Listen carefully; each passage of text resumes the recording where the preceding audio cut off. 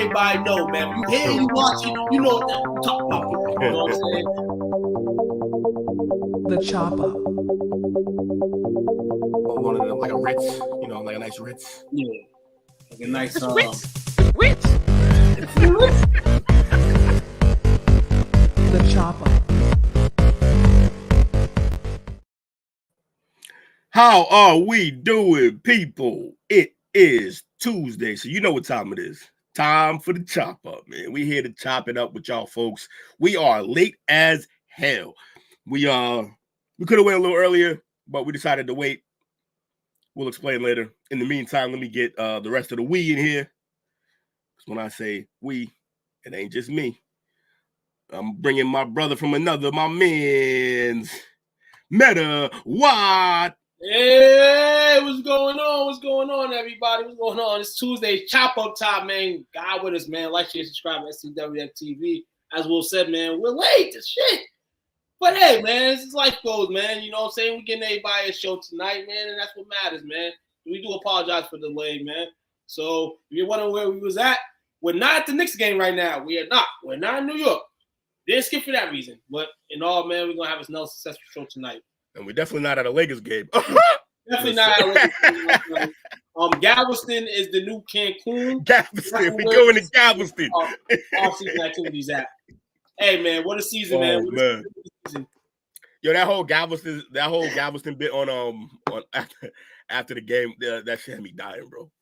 That's why nothing. I'm in Cancun. The Lakers are in Galveston. I'm in Cancun. Unfortunately for myself, I'm not a basketball player, so I took the trip to Cancun. These guys, they're in Galveston, and man, the Pelicans are rolling with us too, man, which is really funny because. And Anthony Davis was traded for a bunch of draft picks and collateral, and it seems like the Pelicans still haven't done nothing with it. I mean, unfortunately, they draft the only guy who's more hurt than Anthony Davis. Zion. So, yeah. But we ain't here to talk sports. Man. We are here for random topics about random things. Yeah, for random chop up. Chop up is on the chop up, man. And you know who starts it off, man, usually. You know your boy usually starts it off, man. Like I said, man, last week's topic was kind of inside the box, man, but it was interesting. And I'm only gonna make this week's one even more interesting. And I have a top 10 list here of the top 10 most fascinating forgeries that almost passed as real. Love the forgeries, man. You know, I can remember myself, forging my own report card in the third grade. That was the first year that letter grades officially came out. There was no 1s, 2s, 3s, and stuff like that. And there was a lot of things that have on that report card. So, I decided to. Before you get into your forgery, we got to bring in the man. Oh. He's ready. Are we forging this again? Yeah, he's ready. He's ready to go. Mr. Coach Lee. What's up, damn fools? How y'all doing out there today, man? We good, man. We good. Staying out of trouble? We staying out of trouble, man. Definitely stay out of trouble tonight. I couldn't say that the last few days, but I'm staying out of trouble tonight. Pretty cool. Huh.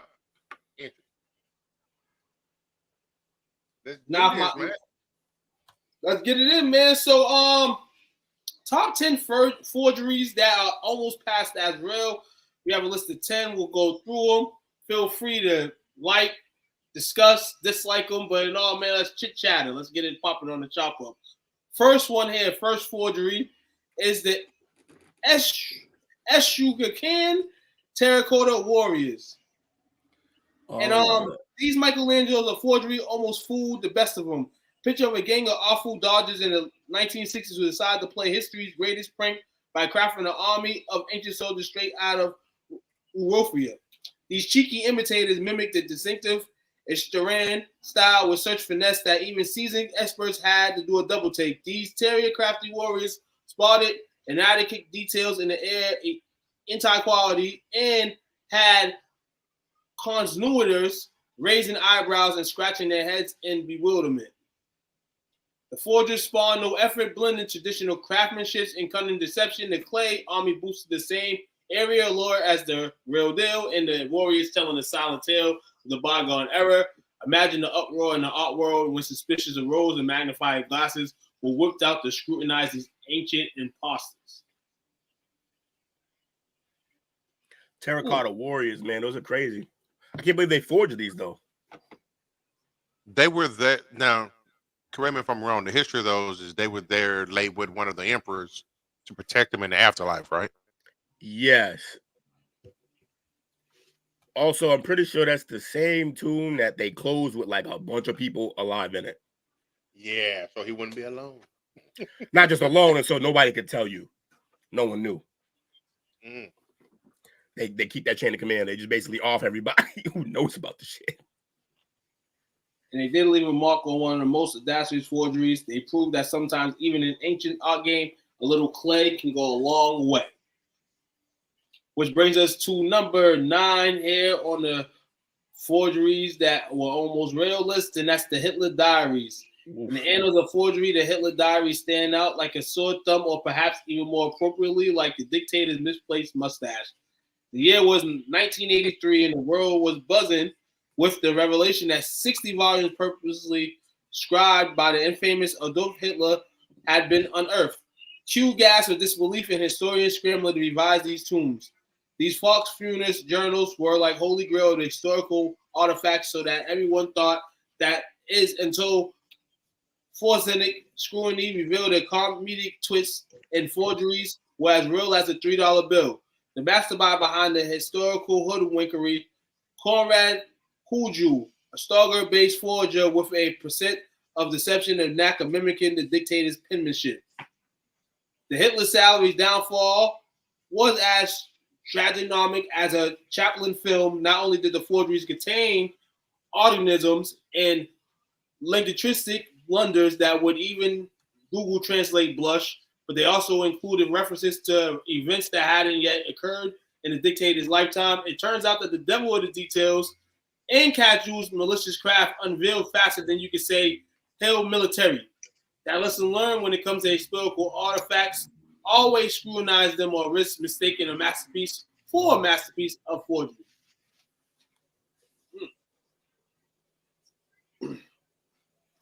Long book here, man. You know the story of Hitler, man. What the hell? That shit. Genius or madman? Both. Often both. Very blurred line between the two. That's true. No more Facebook group streams, man. It's the worst thing ever, man. Bree, but we're glad you're here. Spirit of Immunity, man. Thursdays, 12 Eastern time. Check it out. Check them out. Giving you what you want.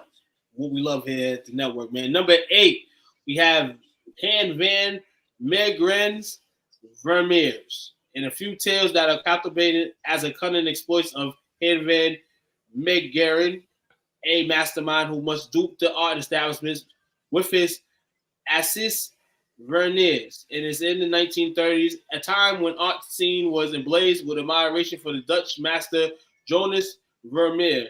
Van Meegeren, a skilled forger with the affinity for deception, decided to capitalize on a Vermeer fever that gripped collectors and experts alike. With the finesse of Russo, Van Meegeren concocted various paintings with seamlessly mimic Vermeer style. With mind-boggling is that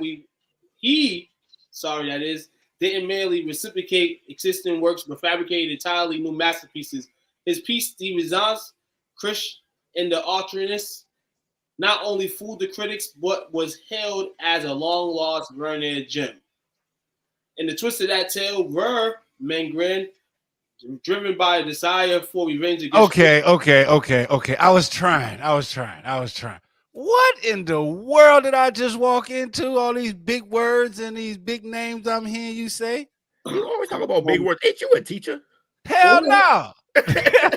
Well, they're giving the top 10 fascinating forgeries. Punk in the house. I was like, I don't know what to do with that. I heard nothing but static. You can't see them. Hey, okay, I hear it now. See, that's how my Spotify is when I don't pay my bill. You know what I'm saying? Like, I just don't buffer it. But man, What's definitely up, had to Unc? How stop you in. doing? Hey, I'm great, How you man. doing, I pulled Brady? up on a team. Two's reading some big ass words, reciprocate, and I'm like, man, what's going on? What's up, fellas? I just had to, tap in. Y'all looked a little too serious. I'm like, what is this on the screen? What up, bro? Intense topic, man. You Tonight talking is- about it all. Tonight, Hey, I wanted to hop in on Hitler. You know what I'm saying? I'm like, but I was like, okay, hey, Hitler and me on the same screen. I don't think the audience might, fan too well about that. But hey, what's up? This do with STWF TV pulling up on y'all, man. I crashed y'all party. Everyone's like, what are you doing here? I'm like, hey, Boss is here. What's good, though? look busy. Cool, right? Look busy.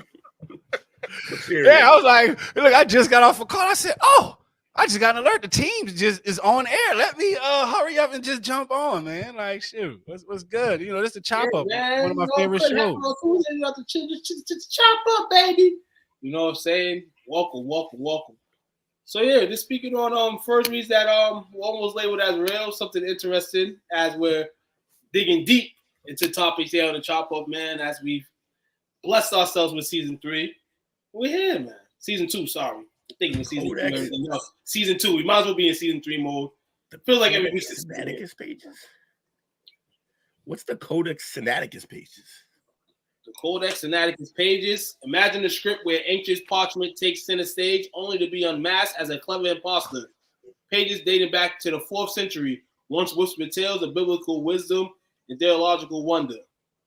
In the grand theater of forgery, the Codex Sinaiticus pages played their part of finesse, crafted in the mid-19th century by a skillful hand of biblical non-artists. They almost convinced scholars that they were the real deal.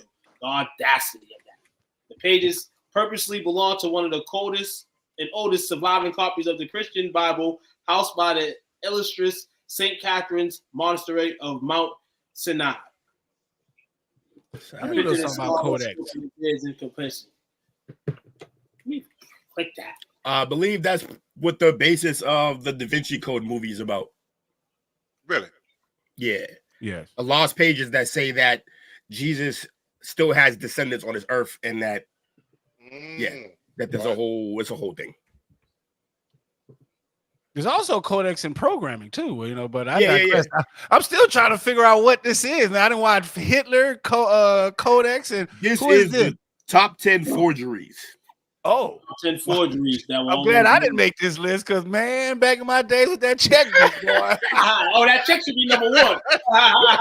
Let's see if the check's number 1 because we got 6, man. So maybe the check's there. Maybe top 10 forgeries. He said number 1, my taxes. You go to number 6. The Piltdown Man. It's early 20th century England where pathologists worked to uncover what seemed to be the missing link in human evolution. Enter Charles Dawson, the cunning puppeteer behind the scenes, who presented a skull and jawbone combo, suggesting an 8-man hybrid, the Piltdown Man. Imagine the excitement sweeping the scientific community as they envisioned rewriting the textbooks.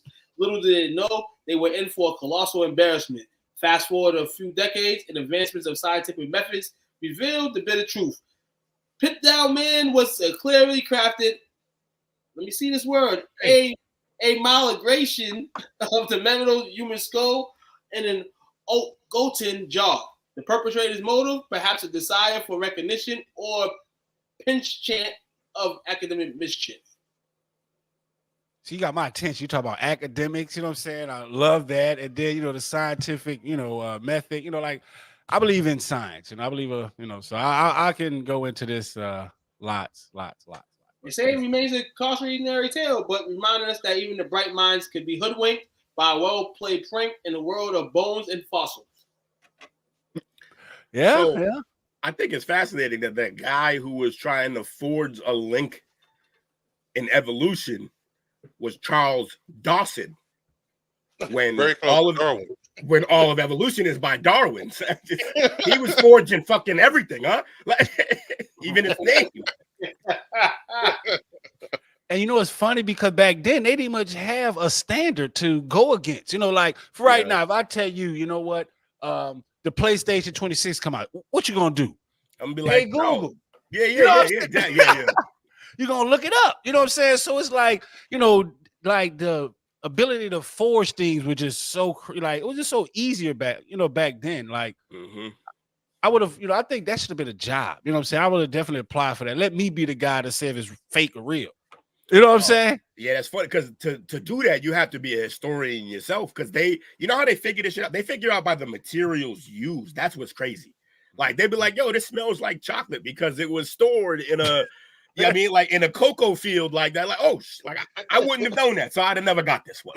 That is true. I mean, because you gotta look at it like, you know, back in those days, they did slick stuff to, you know, keep the to prove the authenticity of things. You know, just like, you know, in current times, you know, like we have watermarks. You know what I'm saying? Back in the day, they had different watermarks, they had seals, you know, so some even had your blood type, you know. So it is just crazy just to see how we went from that to goddamn credit card scamming, bank scamming, you know what I'm saying? Much catfishing.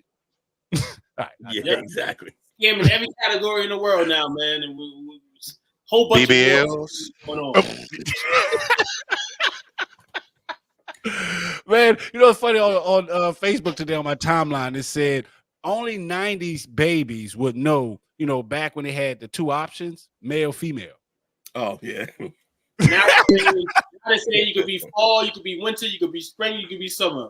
Yeah, I heard that you can be a season now. Gender season is what it's called, depending on the time of the year. What a time to be alive, right, fellas? Yeah, I'm feeling real springy, y'all. We don't spring your ass over here. Spring your ass that way. Rolling at number 5 here, man. On this list here is the donation of Constantine. Spanish forgeries, also known as the donation of Constantine, is where the line between fact and fiction got blurrier than a Monet painting. And in the 15th century, a brilliant Italian humanist, Lorenzo Valla, put on the detective hat, sniffed out a scandal that would make today's fake news look like child's play. The donation of Constantine, a supposed imperial degree granted vast territories to Pope Sylvester I, turned out to be one big fat forgery. Valla wasn't having any of it. Armed with his linguistic cowardice, he exposed of the documents Latin as fishy as a week-old palate. A kicker, the donation claimed to be from the 4th century, but was riddled with linguistic acharisms like a time-traveling Shakespearean character. I'm all about time travel. I'm still taken aback at how all this time I thought like bootleg, scamming, forgery all came from China. No, you couldn't tell me that. So I mean, now to see that, you know, we got a little Spanish, you know, Spanish influence, like English. I'm like, well, damn. For as long as people have coveted things, there's been other motherfuckers making fake versions. There's been other motherfuckers. Wait, I forget what they say. In the front door, out the back door. Yeah, exactly. Swap me to spell. We see Who that? Other nationality, but common leaders. Color of the paper, you know, selling forgeries, man. But they forge too, man. They just do it in a more executive way. You know, where, you know, us, you know, we're doing it from all over. We don't care. We showing the bootlegs and forgeries in your face sometimes. And people still fall for that shit. Having the name common leaders and then the alien for the picture is dope. That's just funny. Right. Shout out to you, man. Shout out to Common Leaders Media, man. Shout out to y'all. Who is that? Anybody know? Y'all know? Yeah, that's our piece, man. What's that? That's okay. That's on the team then. Yes, sir. Ride with us. Number 4 on the list, the Cardiff Giant. In the grand pantheon of historical hoax, the Cardiff Giant stands tall, quite literally. Picture upstate New York in 1869, a farmer unearths a colossal petrified man, roughly 10 feet tall. Cue the collector's grasp and whispers in pre-social media era. The Cardiff Giant, hailed as a prehistoric marvel with a master stroke of forgery by a cigar maker named George Ho. Now Ho wasn't just blowing smoke. His scheme was as audacious as it was pedestrious. In his high-scale sculptures, a carved gigantic gobsum feature replicating the aesthetic of ancient stone with malicious attention to detail, the etched, weathered lines and well-worn expression on the giant's face. Holden buried his creation on a friend's farm, orchestrating its discovery like the world's weirdest treasure hunt. The giant's frame sprang faster than a rumor in a small town, attracting crowds willing to shell out hard-earned cash for a glimpse. It took a geologist, however, to bring the colossal ruse crashing down, revealing the Cardiff giant as a colossal fake. The lesson in this world of forgery: sometimes you need to keep an eye and a sturdy shovel to separate fact from fiction. You absolutely do. You absolutely do. You know what I'm saying? A lot of people don't have the eye for it, but, you know, you need an eye. Hey, I'm from New Orleans. I've been on Bourbon Street. So first thing I say, pass for real, I think of like Caitlyn Jenner. You know what I'm saying? Like, hey, you know, so many different things. Like when I see that come, I'm like, Caitlyn. Oh shit, that's all right. Oh, you know what I'm saying? Like, but it's not often that the owner of the whole thing comes in and tries to destroy the podcast. Hey, that's what I do, man. Hey, you better check the reels, man. You better check the reels, man. You say Caitlyn Jenner, boy. He's trying to take us down from within. Saboteur. You're a saboteur. Oh, wait, we done kicked him off, man. We done kicked him off. So we know who the Caitlyn Jenner fan. He like, screw this, I'm out of here, man. Man, we'll be right back over here. We rolling to number 3, the Howard Hughes autobiography.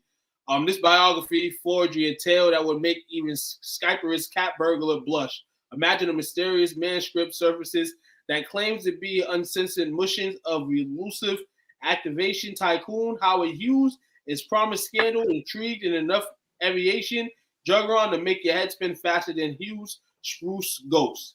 In his literacy capier, the forger took malicious care, mimicking Hughes's diosyntheses with the finesse of a master illusionist.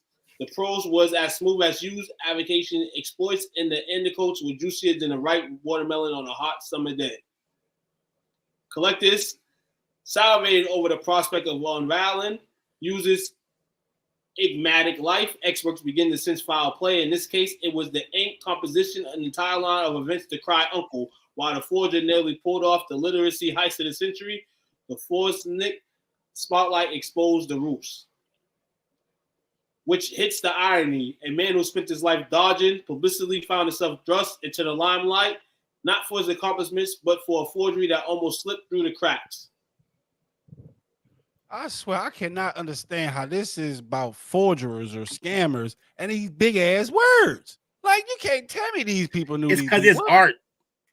Art is like art's like that. Art and nice, they like to express themselves. That's why I must like people that had a bachelor's of arts. Like, I ain't big on arts. That's big words and little pay. You know what I'm saying? So yeah, having a degree on art is basically your whole life is just studying good shit that other people did that you didn't do. This shit. It's crazy. Like, I don't remember one person, but I know all these big words. You know what I mean? How you doing, dog? How you doing? Who we got? Wiz, what up, Wiz? Glad you doing tonight. This is a man who's called the Art Chain. You don't call him the Art Chain Raptor. You know I know, Bobby. You can't bring him nowhere, bro. You can't bring him nowhere. Facts. Especially without a beer. That's what shuts me up. If I ain't got no beer, you know I'm talking. There you go. I ain't got one either, man. But hey, hope you can find one, man. Or you can just keep talking. I don't care, man. Don't shut up, man. Keep going, baby. You already know what it is. Next up, number 2, the Arche Raptor fossil. In this world of planology, the Arche Raptor fossil is a tale of feathery deception that could make even the clearest detective jealous. In the late 90s, the fossil, believed to be a missing link between birds and dinosaurs, was paraded as a groundbreaking discovery. It seemed like the ultimate paleontological jackpot until the plot thickened. This feathery fraud illustration concocted from the bones of different species, food scientists and enthusiasts, like with a bird's body and a dinosaur's tail, strutted into the scene, claiming to rewrite evolutionary history. However, sharp-eyed researchers noticed something about the feathered wonder. It was too good to be true. An embarrassing exit following the art chain or Raptors' grand entrance as scientific scrutiny uncovered the mismatched puzzle pieces unveiled as a forgery mastermind by skilled Chinese artisans and amused and flabbergasted the planological community. The incident highlighted the parallels of fossils, fever, and importance of righteousness verification in the ever-evolving field of planetology. For only thing I really like, two things come out. What in the hell is this? It makes me think like, man, you know, mankind back in the days were not intelligent. Because this does not look like an intelligent species. And if they believe at one point that this thing has any power to do anything is beyond me. And secondly, it says it was masterminded by a skilled Chinese artisan. There you go, right there. It's definitely it could be a machine. That it is look like a fucking machine. That is wow. Like, yeah, they wanted to find that link so bad that they out here lying. And they don't realize, like, yo, if you get caught, which you're gonna get caught, that means you hurt the mission now. Because now people thinking you lying to get to your point, and they're not gonna believe nothing you saying. So, well, if you consistently lie like I do, then you know what? Hey, you really can't tell the difference between the lie and the truth. Man said he's pathological. Yes. Yeah, line like William over here, man. And James Ossuary over here. Number one, the real limb of historical hostess. The James Ossuary takes center stage as a fascinating forgery that almost duped even the most discerning archaeologists. Picture a limestone box claiming the house of bones of none other than Jesus' brother James, complete with an engraved tale of his own adventures, like the biblical version of a celebrity memoir, only in stone. This was hold on. So are they saying that this box stored Jesus' brother? Allegedly. I wasn't know the homie had a brother. You know what I'm saying? So he got a sister. Like, he got a sister only child. Hey, you know what this is? This is ancestries.com now. He got this national. He got a sister. Uncle, from 3,000 years in this box, and I can, you give me. Hold on, Jesus got a brother by the other father, man. You know what I'm saying? His mother was doing the thing. Like this, your half brother was a Rolling Stone, huh? So Jesus had a brother named Skillet, James, and Earl. Oh my gosh. Okay, named Earl Ray, baby. You know what I'm saying? And in the early 2000s, the Ossuary gained notoriety for his alleged connection to the biblical history. The box purposely bore an inscription proclaiming James, son of Joseph, brother of Jesus. But older drama, skeptics raised eyebrows and biblical scholars started sharpening their medical detective skills. I lost the attention narrative unraveled like a poor spawn yarn. This inscription was deemed a modern addition with the autobiography within the limestone confines was exposed as a clever forgery. The mastermind behind this biblical blunder had a flair for storytelling. Still, it lacked the finesse to fool the experts. And they saying crafted in the early 2000s.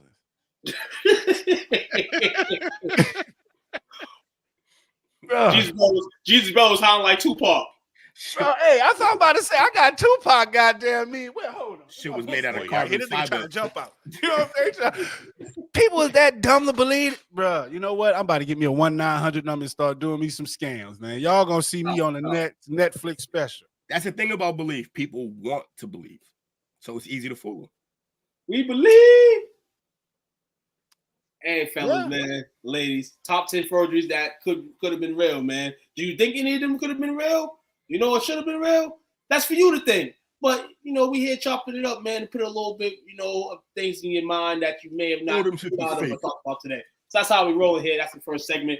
Appreciate everybody tuning in. Wait, is that it? First segment's over? Yes, first segment is over, man. Outside the realist. It's a half an hour in. Oh, man. STWF TV's the chop up. We ain't crying here, baby. You got me thinking now. What was some of the most fascinating forgeries that almost passed for real? I got some people. I got one. You got names of people? Shit, I got the people I thought was real. They came out to be fake. Some fake people. My mama don't see this. Oh, this grade. I'm got staying caught around. cheating on the history test. I told everybody before I started the segment, man, I in third grade signed my own report card. It was the first year that A's and B's appeared on your report card, and there was a bunch of D's and F's on there. I couldn't let my parents see that. I forced my signature because I thought I wasn't going to eat on Thanksgiving, because the first report card came out a couple days before Thanksgiving. So then I returned it to the teacher. They knew it wasn't my mom's signature. Called my mom up. End up going home. My mom has the actual copy mailed to the house, and then that's how I got caught. So my school kind of played along with me in that aspect until it was. Damn, they let you just. Yeah, my mama signed it. Yeah, my mom signed it. They said, all right, cool. And throughout all that, they was investigating, called my mom, told my mom don't say nothing to me until she got it actually in the mail. And yeah. Closest thing I ever got to forging anything was selling catnip. What? Oh shit. You know what that is. I know what that about. But of course, I might have had a few hundreds and went to Habibi in one of the downtowns in the city. I'm just saying. Did he just say that?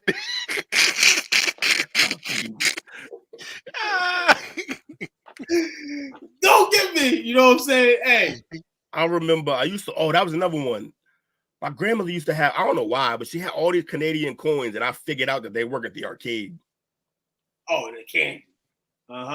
Right down by the spot Fenway, right by Fenway. Well, I forget the name of it. The one that was connected to Fenway, what was it? Not Town Line, taking it to the Fenway Park. Yeah, I forget the name of it, but it was the one that was like where the restaurant is now, or the bar. Who's on first? On? Yeah, Game On. It was where Game On is. I think of the name. That's so old school. Too. Yeah, it's so long ago, man. I need one of my Boston heads. Game On rocking now over there, man. Shout out to Game On. What's next on the lineup, man? Yeah, I ain't doing too much forging, man. Like, I'm just trying to think. Like, it's all real over here, man. I ain't forged too much. I'm trying to think. I don't got nothing on that one. My homie had fake 100s for a while, but man, listen here, I got family from Jersey and New York, man. If I didn't forge, man, that'd be crazy. Like a national holiday. There, huh? Like a national holiday of some sorts, man. All right, so what's next? I mean, I don't got no. I can't. I didn't lost all my hair trying to figure out something I didn't forged. But yeah, Coach, you got your topic? You want me to bring it up? Or? Yeah, I can go. I got the thing. I'll go. I gotta find mine again. Wait, so we have a bracket fight tonight? No bracket fight? I mean, if you want a bracket fight, we could bracket fight. It ain't a big deal. I want to fight. Do you want to? You want to go? Do you want to be for me? Say, my ex-wife was an amazing forgery. She pretended she knew what she was doing behind the bedroom door, and boy, was that a forgery.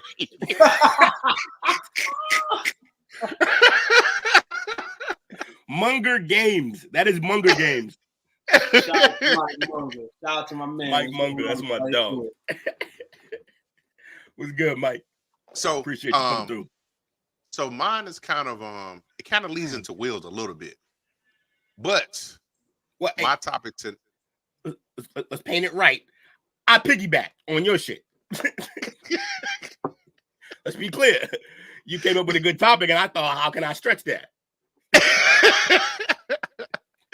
So, with that being said, and much we like to joke and play on here, comedy is a real big part of our day-to-day things that we like to do.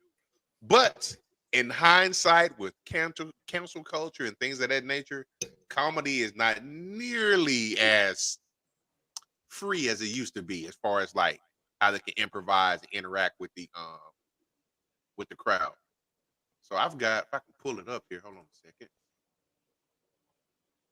I want to preface this by, I saw this guy today and I immediately started laughing. Because it was a breath of fresh air to see that people still tell jokes. Thank you for being the first black dude I've seen in 5 shows in Denver. I appreciate that. Thank you guys. That's my dog. Tell more next time. What's your name, man? Rasheen? Rasheen, who you here with? You say blonde? Blonde, what's her name? Katie. Remember that.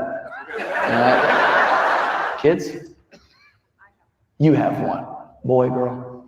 Girl. Rasheen, you've met this child? Your daughter likes Rasheen? Good. How does her dad feel?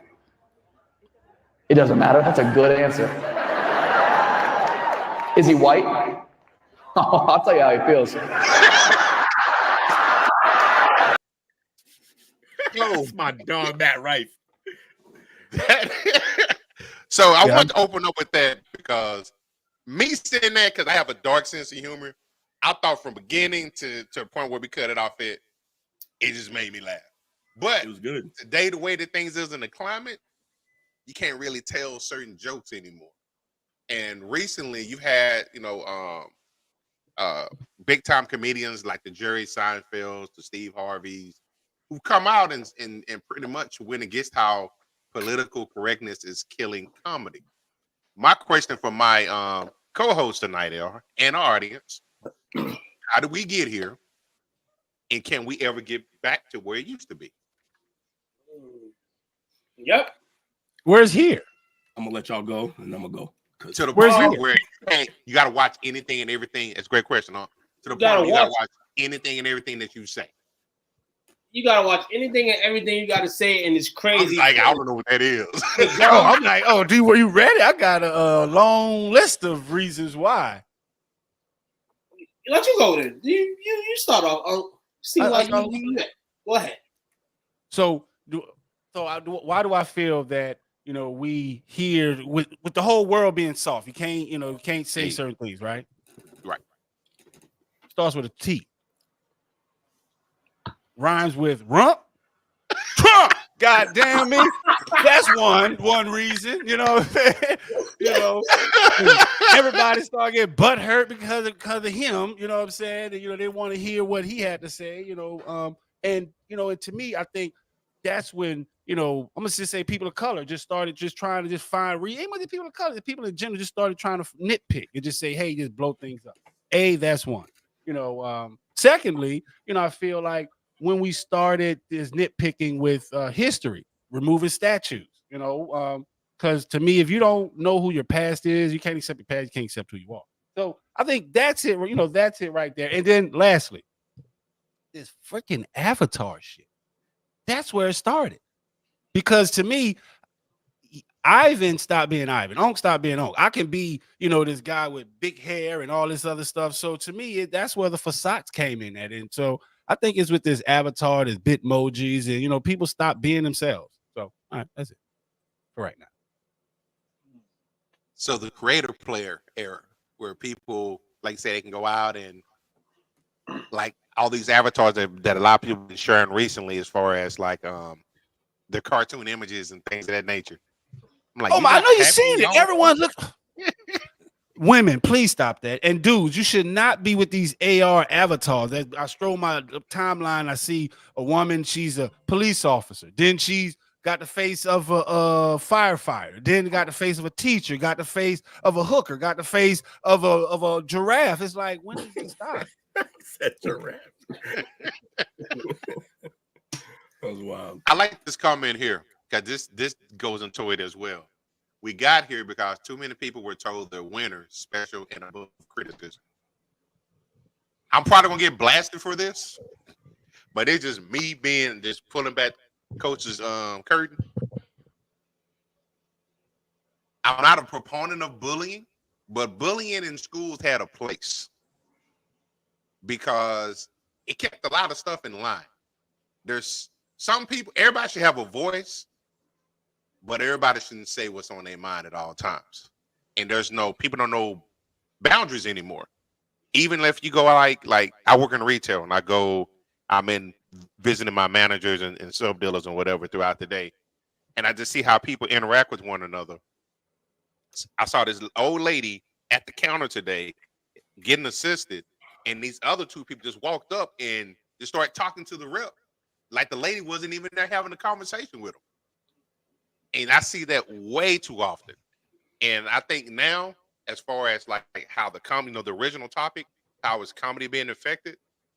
When I go to a comedy show, I want to sit up in the front. You know what? I came here because I need to laugh. Give me the work. It's the work. If I want to keep it real, stay my ass at home. If you want to keep it real, it's universally understood when you go to a comedy show, you can be a target as far as the material that's been shared with the audience, depending on how you interact. But you shouldn't be going to people's job, and you don't go to McDonald's and tell them they ain't making the Big Mac right. You're going to let them do their job, and you're going to let them cook. You're not going to try to tell them how to do it. Says who?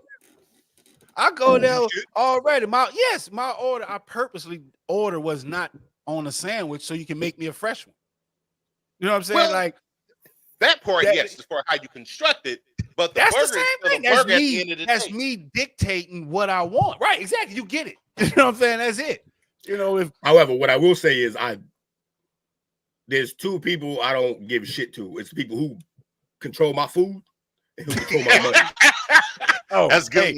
Hey, I give shits to it because I check my food afterwards because I will sue you. Yes, I do check it because yes, hey, some things you cannot see. So I do not. I've seen it firsthand in retail, right? In the restaurant industry, somebody get dirty that deserved it, and I was like, damn, I wonder how their stomach gonna be later. Somebody wipe your top bun on their nuts. You're not gonna see that when you open the fucking burger, bro. So that's why you don't fuck with people who make your food. You're gonna smell it. And it's all time. And I need it's time. Look. But yeah, I got two words. I got a name. I got a name why all this stuff is not what it used to be. Dave Chappelle. And it took a long damn time for them to realize it. And big council. All the ordinary gyms and everything else. Then when these gyms and all this stuff starts to happen, then America wants to dumb down on comedians. And certain comedians feel like they can't say what they want to say. Shout out to the ones that do kind of still play their proper performance, you know what I'm saying, and do still spit some things out that, you know, may have people's minds boggling. A way to kind of get this back going is, why do you have to do this, America? Why do we have to dumb down on comedians being comedians? Isn't that what they are growing up to be, comedians? Like Coach said, to entertain the crowd. Hey, I want to sit in the front. I know I'm gonna get rashed on tonight, type of thing. This is what they should do. This is why I pay extra for the tickets. Right. That's what I'm saying. You want to put a bill and extra tip on things. You can jump the prices up because some people might want to hear themselves get rashed or their race get rashed or things like that. You can have it screened so that people that want to hear that type of shit are there. And if you don't want to hear it, sorry, this concert's not for you. Maybe in 2 years when he comes back around and you're brave enough to want to hear what this person has to say, you have to say, you can be there and say it. But, I mean, it's crap that it all goes like this. You know, at the end of the night, you're supposed to go to a show and come out just like this guy was hilarious. It was a great show to watch. Not worried about, this person in the fifth row, or even the person in the fifth row itself. I got clown tonight. It's kind of like a prize. And then in this era, you can fucking get money on social media by viewing that type of stuff, which you're still doing now. Like we just watched one. You know what I'm saying? He's in the crowd talking to a few people. He's saying stuff that they laughing at. You know what I'm saying? Straight up, man. It's crazy. But it's never gonna happen. So look, there's a few things that y'all said a lot. I'm trying to get to all of it because it's all important. So how we got here, first of all, it's not one thing, and it didn't happen overnight. It's a slow build. But if I had to pick a moment or at least the catalyst, it's social media. This is how we got here. So all of these things that are being said that are now, you can't say all this and that other. Let's be very clear. It was never okay to say any of these things. But people just didn't do it often, or you didn't hear it often. Social media has given us the ability to vocalize or write down every singular thought that comes across our heads, which is stupid. There's no reason every one of your thoughts should be out there for everybody to see. That's true. We don't even need to know all these things. I don't care what you had for dinner. It is not important, but we have made it important. So social media has given voice to people who didn't feel like they had a voice. The problem is that not everybody needs one. Some motherfuckers need to just go on with their lives and not tell everybody what they thinking. And I know about the irony because I'm on a podcast saying that. But here's the thing. We signed up for this. We signed up to do the podcast. You as viewers signed up to hop on the podcast. We have all made these decisions. In terms of what you can and can't say as a comedian, has it ruined comedy? No, it made comedy difficult for a couple of years.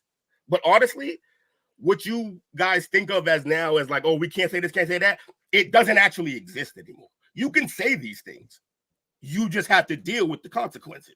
And that's always how things have been.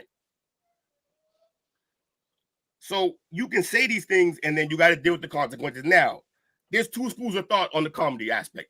One, you could agree with some of these older comics who are like, yo, like, you're taking away things that we can't say for what? Like, we don't mean any of these things. It's their jokes. That's the point of it. That's why we're here. That's one way to think of it. The other way to think of it is, if you're a good comic, if you're worth your weight in gold in comedy, shouldn't be a difficult thing for you to work around that. You should be able to do that. You should be able to be funny without having to hurt people's feelings. Now, do I think everybody gotten a little softer? Yeah, of course. I think people are sensitive about a lot of things now.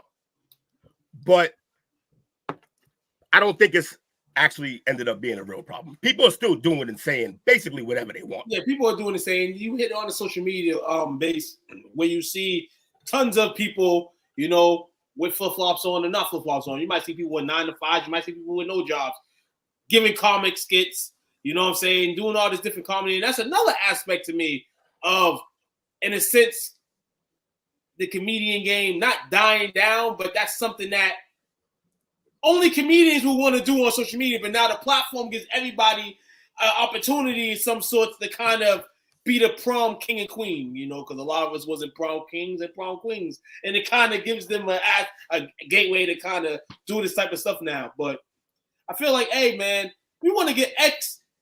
And, you know, there's still roasting and stuff going on, man. It kind of, like you said, Will, man, it's not dead exactly. You just got to take the consequences for kind of how you want to gut people in this chest, man, or the stomach, man, you know? If you're a big comedian, you're going to say whatever you want. And, like Dave Chappelle, you're going to take all the backlash. You still the man, you know? Dave's a weird guy for this case because Dave can say things that not everybody can say because Dave owns his own rights. He's his own business himself. He can't be canceled. He can't be canceled. That's right. So it's not possible for him because his business is going on stage and telling jokes, and no one was going to stop him from doing that because he has enough money to just go do it whenever he wants. He can throw a show whenever he wants to. All he needs is a venue. So you can't really stop him. Go ahead. What you gonna say? I'm gonna say, you know, comedy has changed now. You know, if you ask me where, you know, all of this softness really started from, you know, I'm gonna say, who made that independent song? Was it INDPE? Was it Boosie the Web? She got her own job. Yeah, that's where the shit started.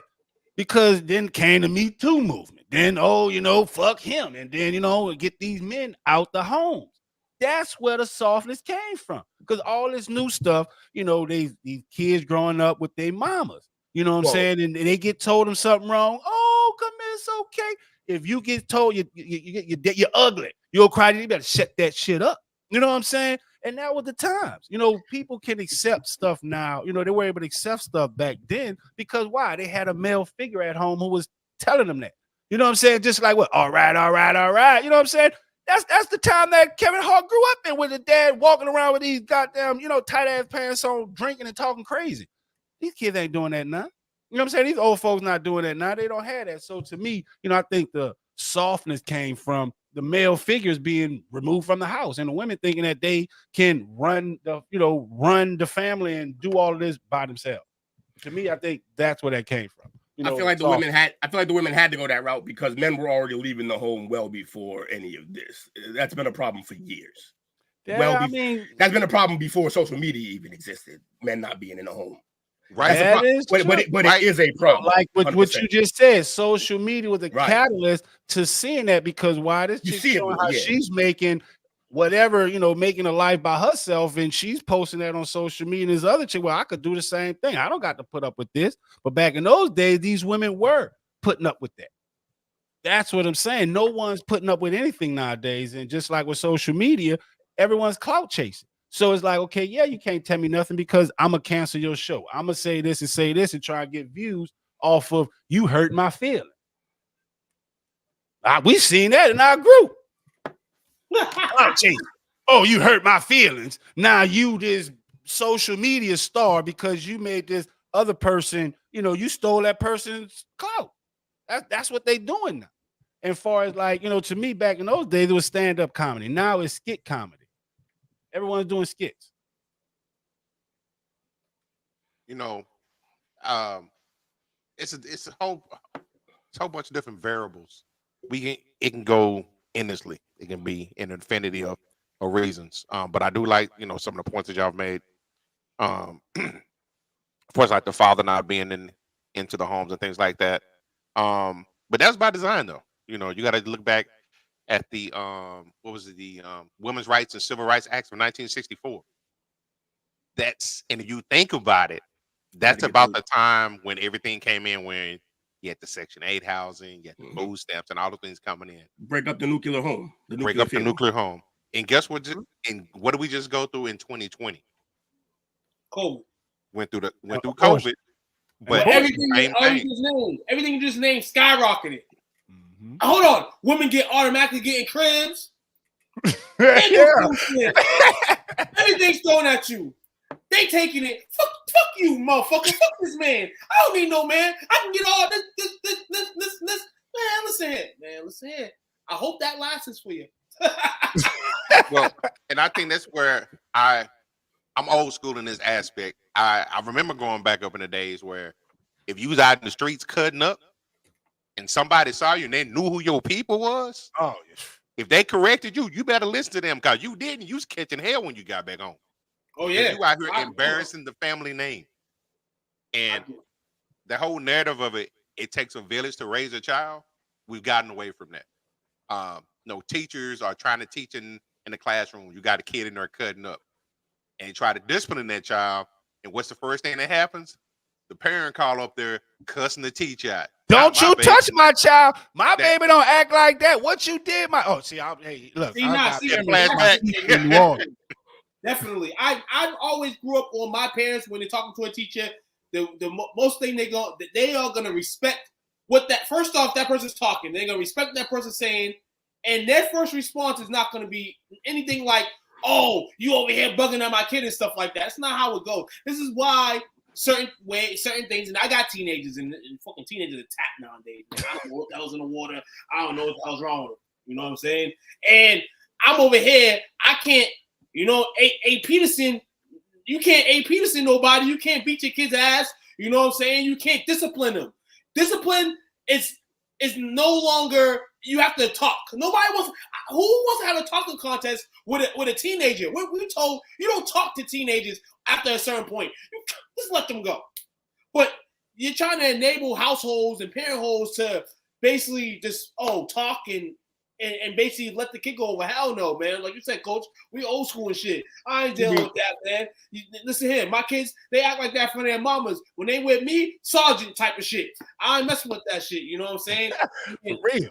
And it has to be that way. You know what I'm saying? Because like you said, it's going, but at the same time, that's messed up too, because like you said, the broken homes, you know what I'm saying? You got one parent arrayed in one way, you got a parent arrayed another way, and that's a fuck up too for a child's fucking mindset, success, all the above.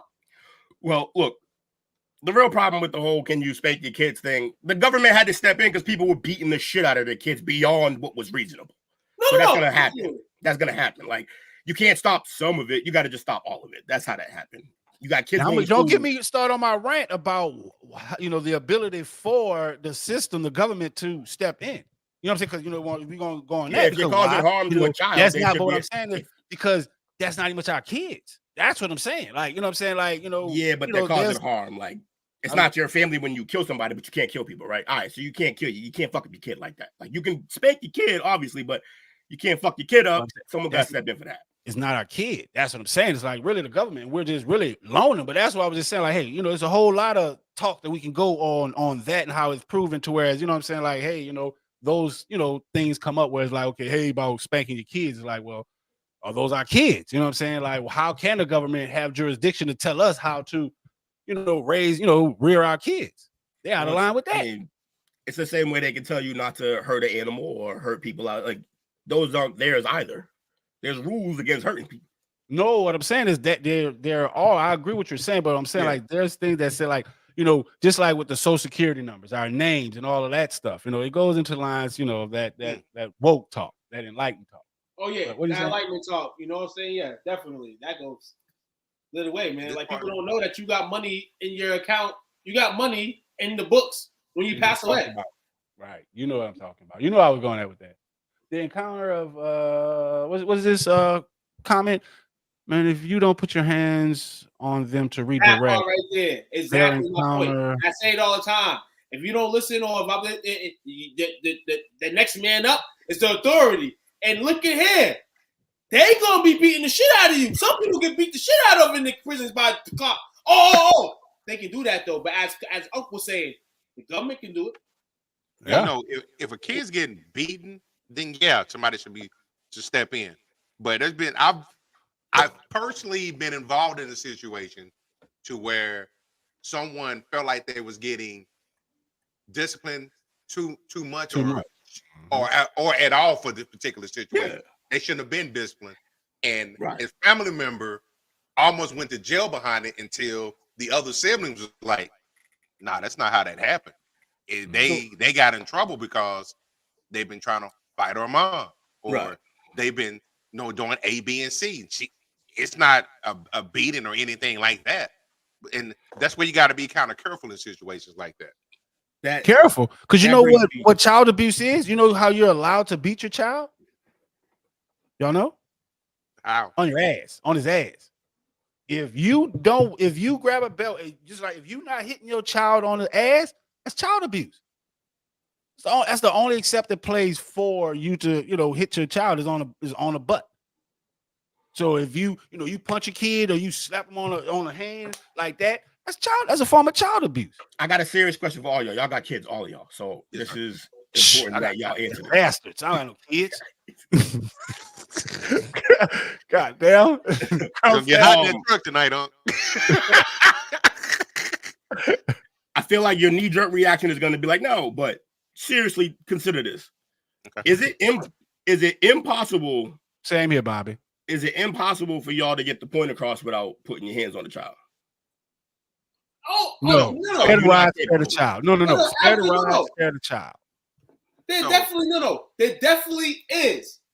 But in this new day and age, for people that have kids, these kids, man. Huh? No, it's just because you gotta realize nowadays.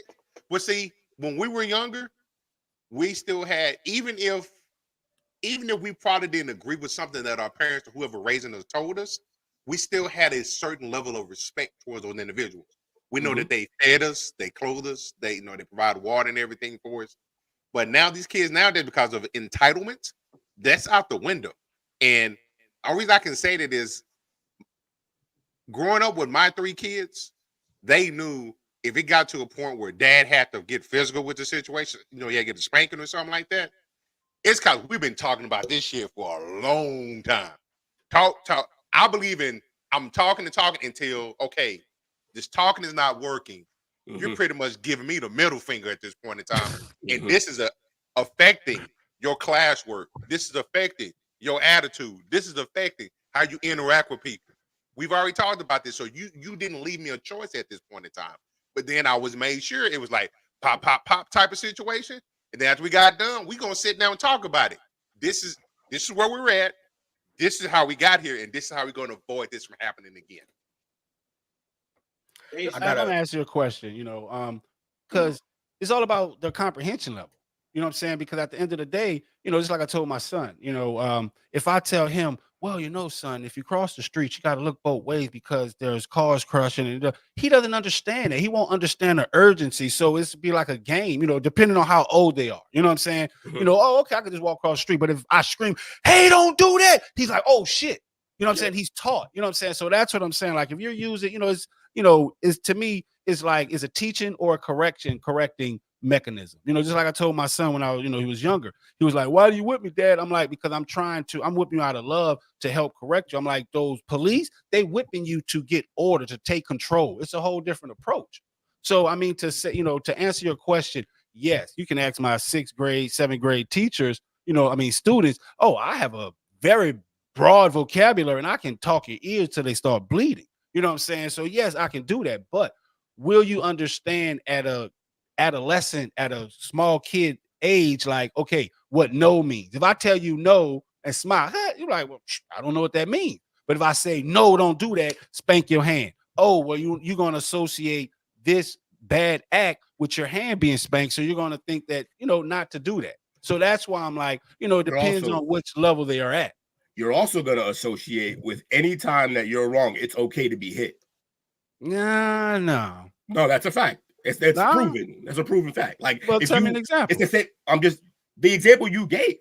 No, that's not a good example. Of course. If that was your interpretation, you interpreted that because you had a situation. That's what I'm saying. I'm telling you. I'm telling you exactly what I'm trying to tell you. If you let me, I'm a teacher, bro. I'm a teacher. What's that mean? I've taught. Okay. You also say these words are big that aren't supposed to be big. I know. I just think I think both of y'all are right. I'm telling you, like I taught human nature. You got to understand human nature, just like a dog. I do understand. With a dog, can a dog understand you when you say peace, stop? You got to smack them on your nose, right? You're missing what I'm saying. That's what I'm saying. I'm catching what you're saying. I'm responding, right? You can't possibly because I didn't finish. You can't possibly. Okay. I haven't finished. Well, finish now. All right. When you put, like you said, when a kid's acting up, and you put and you have to put hands on them and you said putting hands on them to what they were doing bad. So what you're doing is, like you said, you just said that these were your words. I didn't say put my hands on them. I didn't say that, but I'm listening. That's what I'm saying. Right. I said it's a correction. Okay. I said it's a correction, but I'm listening. Okay. So I'm talking about in the instances where you do put hands. If you talk about just talking, that's what I was saying from the beginning. That's how it should be handled. But all I'm saying is, for example, since you wanted an example, my cousin moved in with me and he brought his daughter. And she's a typical girl. She's about 8-9 years old, just doing typical girl stuff. She would do things that he would get mad at certain times, and he would speak to her very nicely. And then there was times where she was just not listening, wilding out. And I even asked him, because I was raised in a household where, spankings were a thing. It happens. So I asked him, why don't you ever spank her? And his exact words were like, he's like, not only have I grown up and seen domestic violence, everybody who's been through domestic violence, when I asked them why it is that they allow this stuff to happen, and when we dive into it, it is because growing up, whenever they were wrong and they were beat, that became associated as the proper way to handle their negative behavior. So every time somebody did something wrong or she did something wrong, she felt the way to handle her was to have hands put on her. Now watch this. What you said, right? You identified trauma, right? So we're talking, so that's not even the same thing. We're talking about kids that just growing up, that haven't had that type of trauma. So that's what I'm saying. You just told, I knew you had an issue. I knew you had that. Just about how you interpreted what I said. I knew you had that. That's my point. You brought your trauma into something. It's not my trauma. It's not even how's that my trauma? I didn't get hit. Domestic violence. You said someone was a part of domestic violence, right? And you said every time plenty of people domestic violence. Yeah, that's trauma. I understand, but my trauma didn't shape my opinion. Yes, it does. Your experiences shape your opinion. I'm saying yes, trauma. That's your exposure. You are who your environment is. I agree. Trauma can shape. It does. It can, unless you deal with it. Okay. Why you got so much pushback? That's what I'm saying. Like, why is it so hard for you to accept this? Because I'm pretty sure you had a traumatic experience. Time out. So what I'm pushing back against isn't the facts or the points that you're making. It's the fact that you think you can tell me about my life because you can't. I didn't say that. You did. You literally said you said you went through trauma. That's why you're saying this. No, but you can't tell me why I'm saying things. You making my point. So you took that as me telling you about your life. It's not took that. That's what you did. All right, bro. You won that. Both of y'all are correct. It's just the standard of, I'm not even talking about him. That's what I'm saying. He's telling me about no trauma. I'm speaking generalities, and he personalized that. When I was first talking about trauma, bro, release that stress, release that anger. Don't do that. Release it, bro. No, you don't release it. Woosah. It's nothing to release. More of the story is we've heard of warning shots, and I feel like at times parents have to give warning shots. You don't have to give those warning shots every time a situation occurs, but in the terms of when the kid's growing up and certain things are not allowed, or if you're even behaving another way, once in a while those warning shots are going to come. Not means your warning shot's going to come every time, but a kid needs to realize the limits of which a parent is going to talk to you 40 million times. And when it's too far. Because kids will push your limits to see how far you will go. Like that's their nature. They're little scientists. Yeah. That's their job. Some households, when you hit somebody, you might hit them for the next 40 days. But in some households, you get the script. You only got to do it one time. And hopefully that one time, and that's it. What is the point? That's what I'm saying. Because everyone's saying like okay, because at the end of the day, just like I said, my son didn't know why I was spanking him. Right. I agree. Exactly. So why bother? I had to tell him, like, hey, and I had to give him identification, like, hey, I'm doing this out of love. And because you know what he wanted? He was like, well, hey, why he wanted a reward system. So that's so that's the opposite of if you don't physically chastise him, how are you going to correct them? What is your correcting system? Talking and rewarding? Or taking stuff away.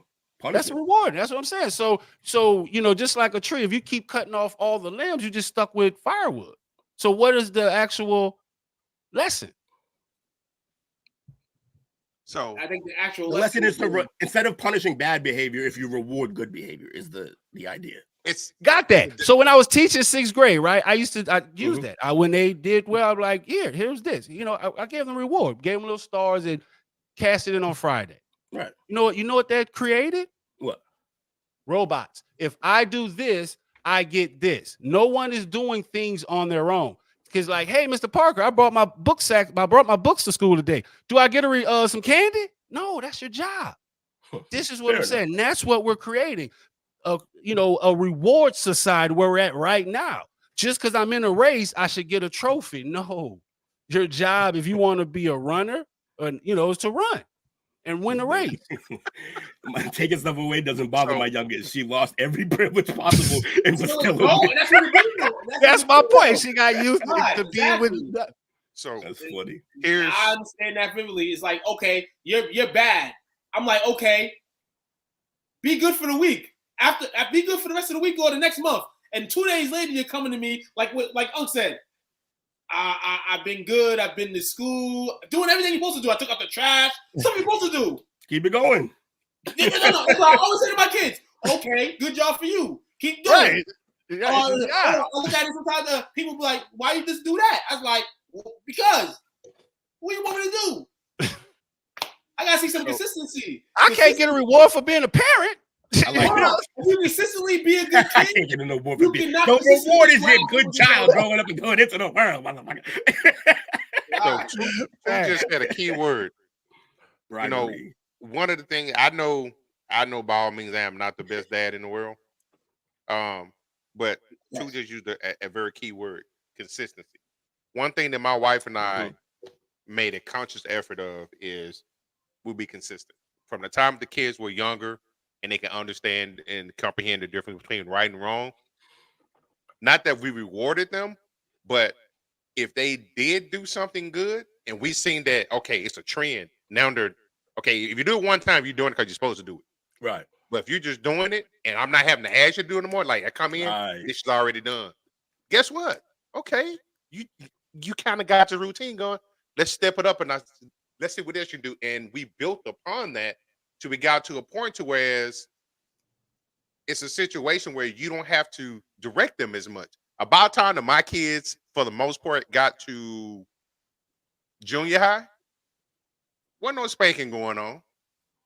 It was more of they knew mom and dad had these expectations because they've been established from day one.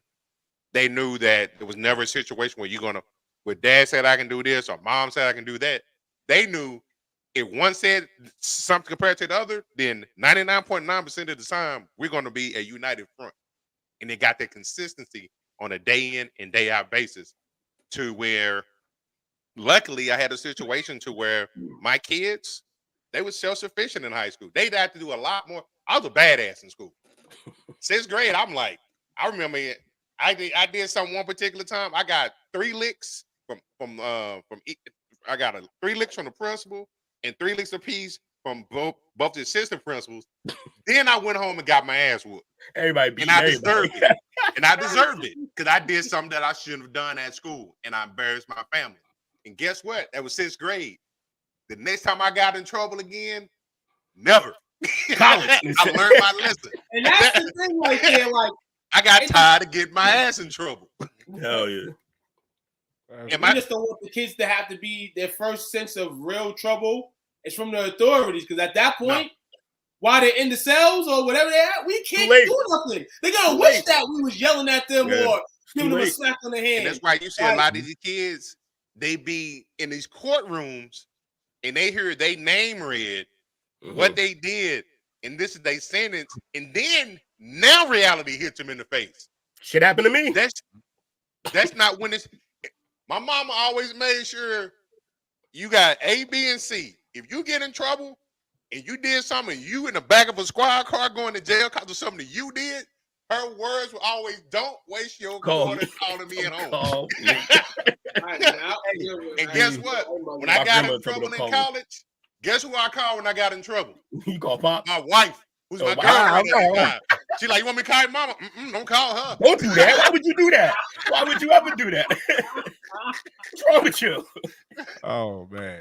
I also wanted to speak something about how bullying's going. I thought that was good points earlier that were made. What I will say is I do think that bullying had a place. The problem is also because of social media, they can't get away from it. Usually you got bullied at school, you dealt with that shit, you go home. That's true. That's true. Now you go home and you got to deal with it still because it's online. They in your inbox, DM, all that shit. So that's why that got out of hand. I do agree because, like, you tell a motherfucker he's fat, he probably gonna hit the gym. Like, that's just how that's gonna work. Motherfuckers don't want to get clowned. They're gonna do something about it. You know what I mean? So I trust me, I believe in a certain amount of bullying, but the shit turned into people just forcing you. Like, there's people who were sitting there telling you should kill yourself. You should kill you. Like, that's wild. Yeah, that's not. That's a wild level of bullying that happens because we have internet now. So like, we got keyword words everywhere now, man. Definitely. Whatever happened to kung fu and karate class when you're getting bullied? Yeah, you know what I'm saying? Just go outside. You know what I'm saying? Learn how to fight. Watching old Bruce Lee flicks, Jean-Claude Van Damme. You know what I'm saying? They're too busy on here watching what everyone else is doing with their lives. Like, it's wild, bro. Kids struggle with conflict resolution now, and then these kids that they become weird kids in school. And they grow up to be weird adults to tell you that you can't tell your jokes at your comedy show. But I would like to thank all of you because all of you, from what I've seen, good fathers. I didn't always have a good father in my life, so I can appreciate what y'all do for real. And I appreciate y'all takes too on all of this. Don't think. I mean, like, I'm actually with you on your stance. I agree with you. I was just it's okay. You gotta create discourse. We all just agree to say the podcast. I'm reading in the chat. Yeah. You know, hey, I ain't never tripping on it. I like a good debate. Right. You know what I'm saying? Like, you know, because that's what you know, once again, that's what I'm saying. When you go to the barber, that's barbershop talk. You know what I'm saying? Like, that's it. You know, when men talk, like, you know, that's it. You know, you're supposed to be able to say what you got to say. You know, ain't nothing with it, you know. Hey, you know, I only act and you know, with debate me is just bring facts, you know, just bring an example, you know, so absolutely. I can understand, you know, because you know, I can easily say, hey, this wall is white. But how does it look to you? Just like, you know, in the Bible, okay, well, read this verse. Well, tell me how does it look to you? So at that point, I can always debate what the Bible says, but I ain't going that Jesus brother on the wall. Huh? That Jesus brother on the wall. Hey yo, Mike. He said cyberbullying can be dealt with by blocking people. So you gotta block fucking everyone though, because you block the one person who's bullying, all of y'all collective friends still see everything they're saying. So and then they're gonna just show you. Like my son, you know, because I put him in technology as long, but long story short, you know, high school, middle school. So this was new on me. You know, I'm gonna ask y'all this. So why do y'all think kids want iPhones and not Androids? It's literally the blue text bubble. Okay. It's ridiculous, but it's literally that. Status, the social status. The social status. Okay, I don't think kids care about that, but all right, what do you think, too? Kids want the iPhones to be they want to look more like an adult. It's like Jordans. So watch this. All right, so who all got iPhones? I do. We all got an iPhone, right? Yeah. So if someone was in the middle, I think Dale, he might have an iPhone, right? And we all sitting together, right? Yeah. I can what is it? AirDrop. Yeah. A crazy picture to all four of y'all, right? Mm-hmm. And But Dale not him. He won't get it. I He see where won't you're get going. And guess what? And then there's no evidence that I shared it to y'all, right? Right. So if the teacher comes behind me and say, "Hey, Ivan, what were you doing?" Oh shit, it's nothing. That's what these kids doing. Because one, similar situation, a teacher called me, was like, yeah, they had some kind of picture going around about some student, and it was in the cloud. And that's what teacher, I was like, that's some smart ass shit. You know what I'm saying? Because they didn't. A lot of kids don't like to wash their ass, but they know everything in the iPhone. Everything in the iPhone. How to? But listen, but watch. Listen, we do. They stole it. It's got a reputation. You know who that is, Will. That's your brother, huh? I'm motherfucker too funny. Bro, why don't you do stand-up, brother? Like, for real, man. Get up here. He's too real. He's too raw. He should have cast him in his first joke. Oh, yeah, that's true. He will not make it out the early stages. He won't make it out open mic. Bang. Oh man! Shout out to Lady Carol tuning in. Shout out. But yeah, I mean, those kids, they could just do stuff, so it's status, exactly. Inconspicuously, like I said, the lady, they called home, they had a picture, and they just airdropped it, and she couldn't find it. The only way she was able to get it because they got access points in the schools and they caught it on the network. But that's one of the slick ways they go. You know what I'm saying? They send in sex pictures in the cloud. And then there's all of Snapchat, where Snapchat Snapchat by design it erases shit 24 hours. A certain amount of time, right? Sometimes even shorter than that. Yeah, but 24 hours. Also, it tells you if somebody took a screenshot of it. Yep. I'm hearing that they have eliminated who can see your screenshot. Oh, so you can screenshot yeah, that's now, a problem. That person has to wonder who screenshot now. They used to you got to put that back. That's an important.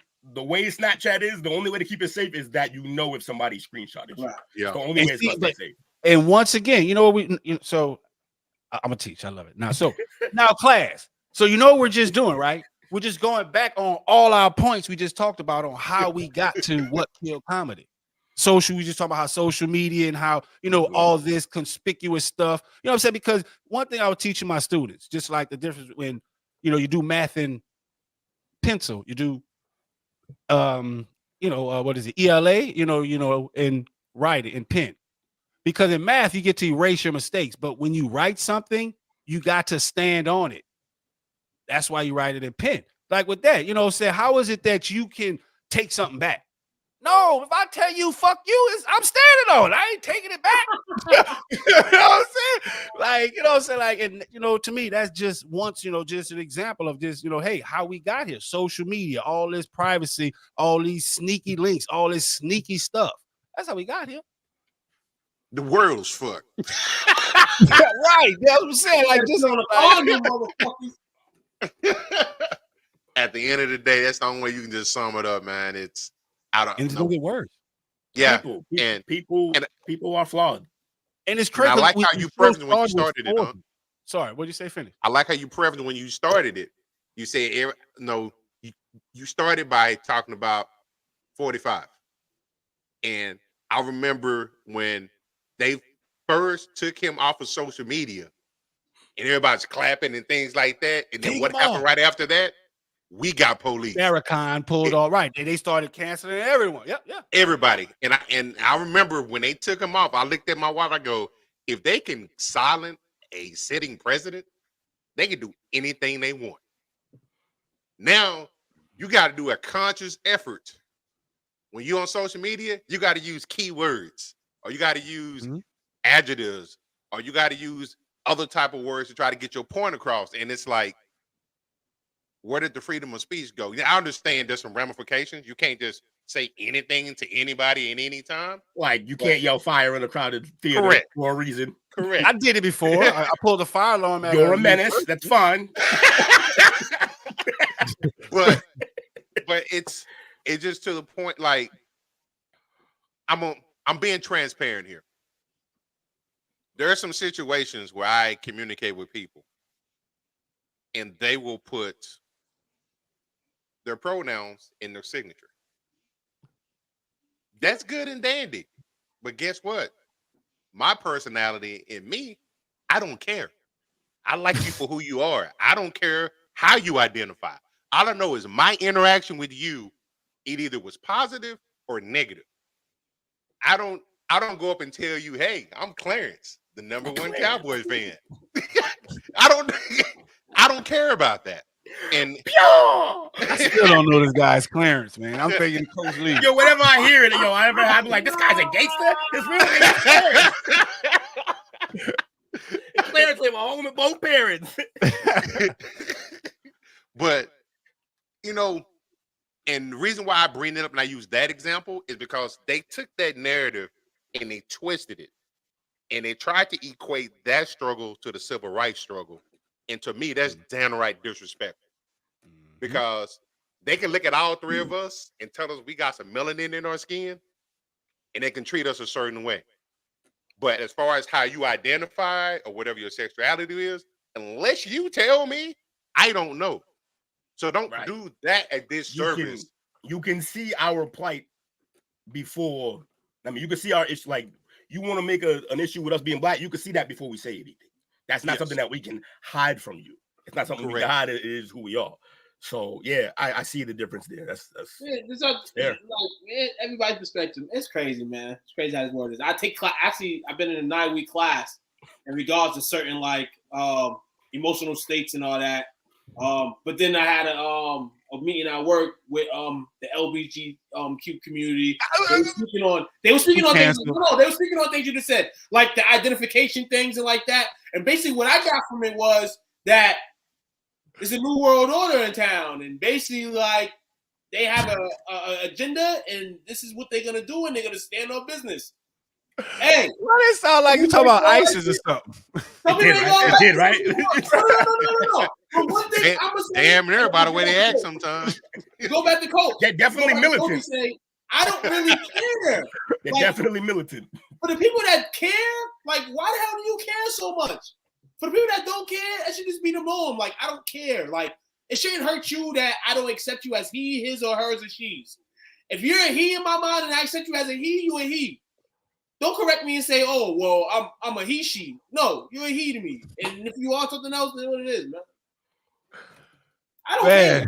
I'm not going to hate you either way. But I mean, that's so different, ways to separate people. And I think, that's definitely what America does. Like, over the weekend, I forget what day it is. One of these damn days, I had parked in a parking spot, right? And my vehicle was over the line into the handicap spot, right? How dare you? That's what I'm saying. And so when the goddamn dude, he come in there with his cane in there to the goddamn thing. He come to the counter say, hey, there's 2 cars parked in the handicap spot. They don't have handicap. Motherfucker! Like, you met a geriatric Karen. That shit's crazy. I'm like, damn, bro. I'm like, hey, my bad, I'm about to move. Well, you shouldn't have been parked there. Hold on. Well, you shouldn't be. You should leave the goddamn badge at home. Don't make me push you down. Hold on. You're going to fix the correction, and he's still at it. No, that's what I'm saying. That's what I'm saying. That's what I'm talking about. Militant. How all these categories think meaner. That's the same goddamn thing. What you gonna do? Oh, hot, man. Oh, hot. I'm like, I'm gonna let a handicapped man check me.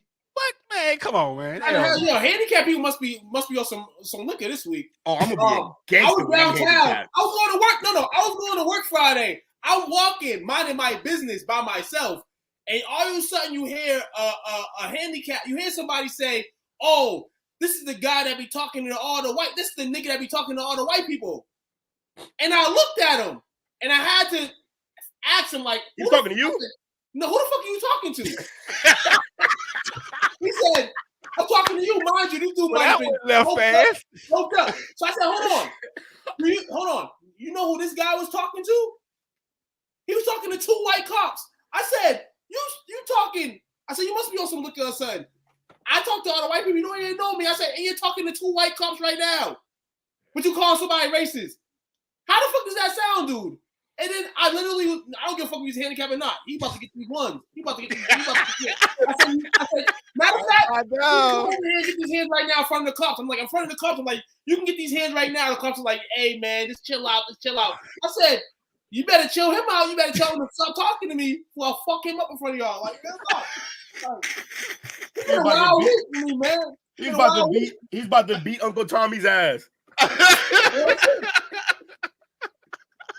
That's crazy. Oh, man. All the vein popped out of me too. I see No. End of the week, literally, I took my hat off. Exactly what you did. I took my hat off. I said, "Who the fuck you think you talking to?" Like, what? We was on the comedian stand now. We're gonna see if we get the last live, but man, oh man. Oh, that's wild. I'm usually on the other side of that. Who are you talking to? Like they say in wrestling, man, a slow start is a fast finish, man. I told you, I jumped on this show. Y'all talk about Hitlers and forgeries. Not real. And now we talking we about. never know where the chop up is gonna go, man. I'm about to tee off on that motherfucker. I told Will a story yesterday. I believe I told Coach. Hey, man. I just told Will. Yeah, it's been a crazy week for me, man. In terms of staying like this fella. So. Timmy. Oh, Timmy. I can't go nowhere with y'all, man. It's crazy. Oh, man. I'm scared to come to Texas, man. You know the old person is getting the stance, like, because I'm the worst. You give me an audience of brothers I rock with, it's bad, man. You can't have me in public. That's what it's all about, bro. But all right, man. I was told a man wants a bracket fight. That's what I heard. Uh-oh. I was gonna do some other stuff. Wait, are we even done with this topic? I don't even know what happened. I mean, we more of the stories in the world. Everything we just touched on. Stop being a bitch. Comedy ain't comedy no more. Because we grew up in the early days, the Bernie Macs and everybody, talking about whooping their kids' ass on stage and shit like that. And nowadays, you can't even say that. You know what I'm saying? They're going to call 51A on your ass even if you got no kids. So, therefore, man, hey, how can we bring comedian and comic life back again? The way we want it? Just wait. Honestly, went out with the wop. Honestly, just wait. Because everything is cyclical. It'll come backwards. The world goes backwards. It's already started going back. Like, people are saying everything now, and they just doing it better. That's all. But yeah, man, where the hoes at? Where the hoes at? Is that what Bobby said? Hey, yo, Coach, where the hoes at? Nah, that's me. Where the hoes at? Hey, we're going to take a quick break. We'll be back about 15-20. Appreciate y'all hanging out with the boys on the Chop Up tonight. Hose water. Whether you've been playing hard or working hard, when your thirst needs to be quenched, there's hose water. Found at any retailer where sports drinks are sold. Or connected to your faucet in the backyard if you don't want to pay $4 for it. Hose water. Get yours today.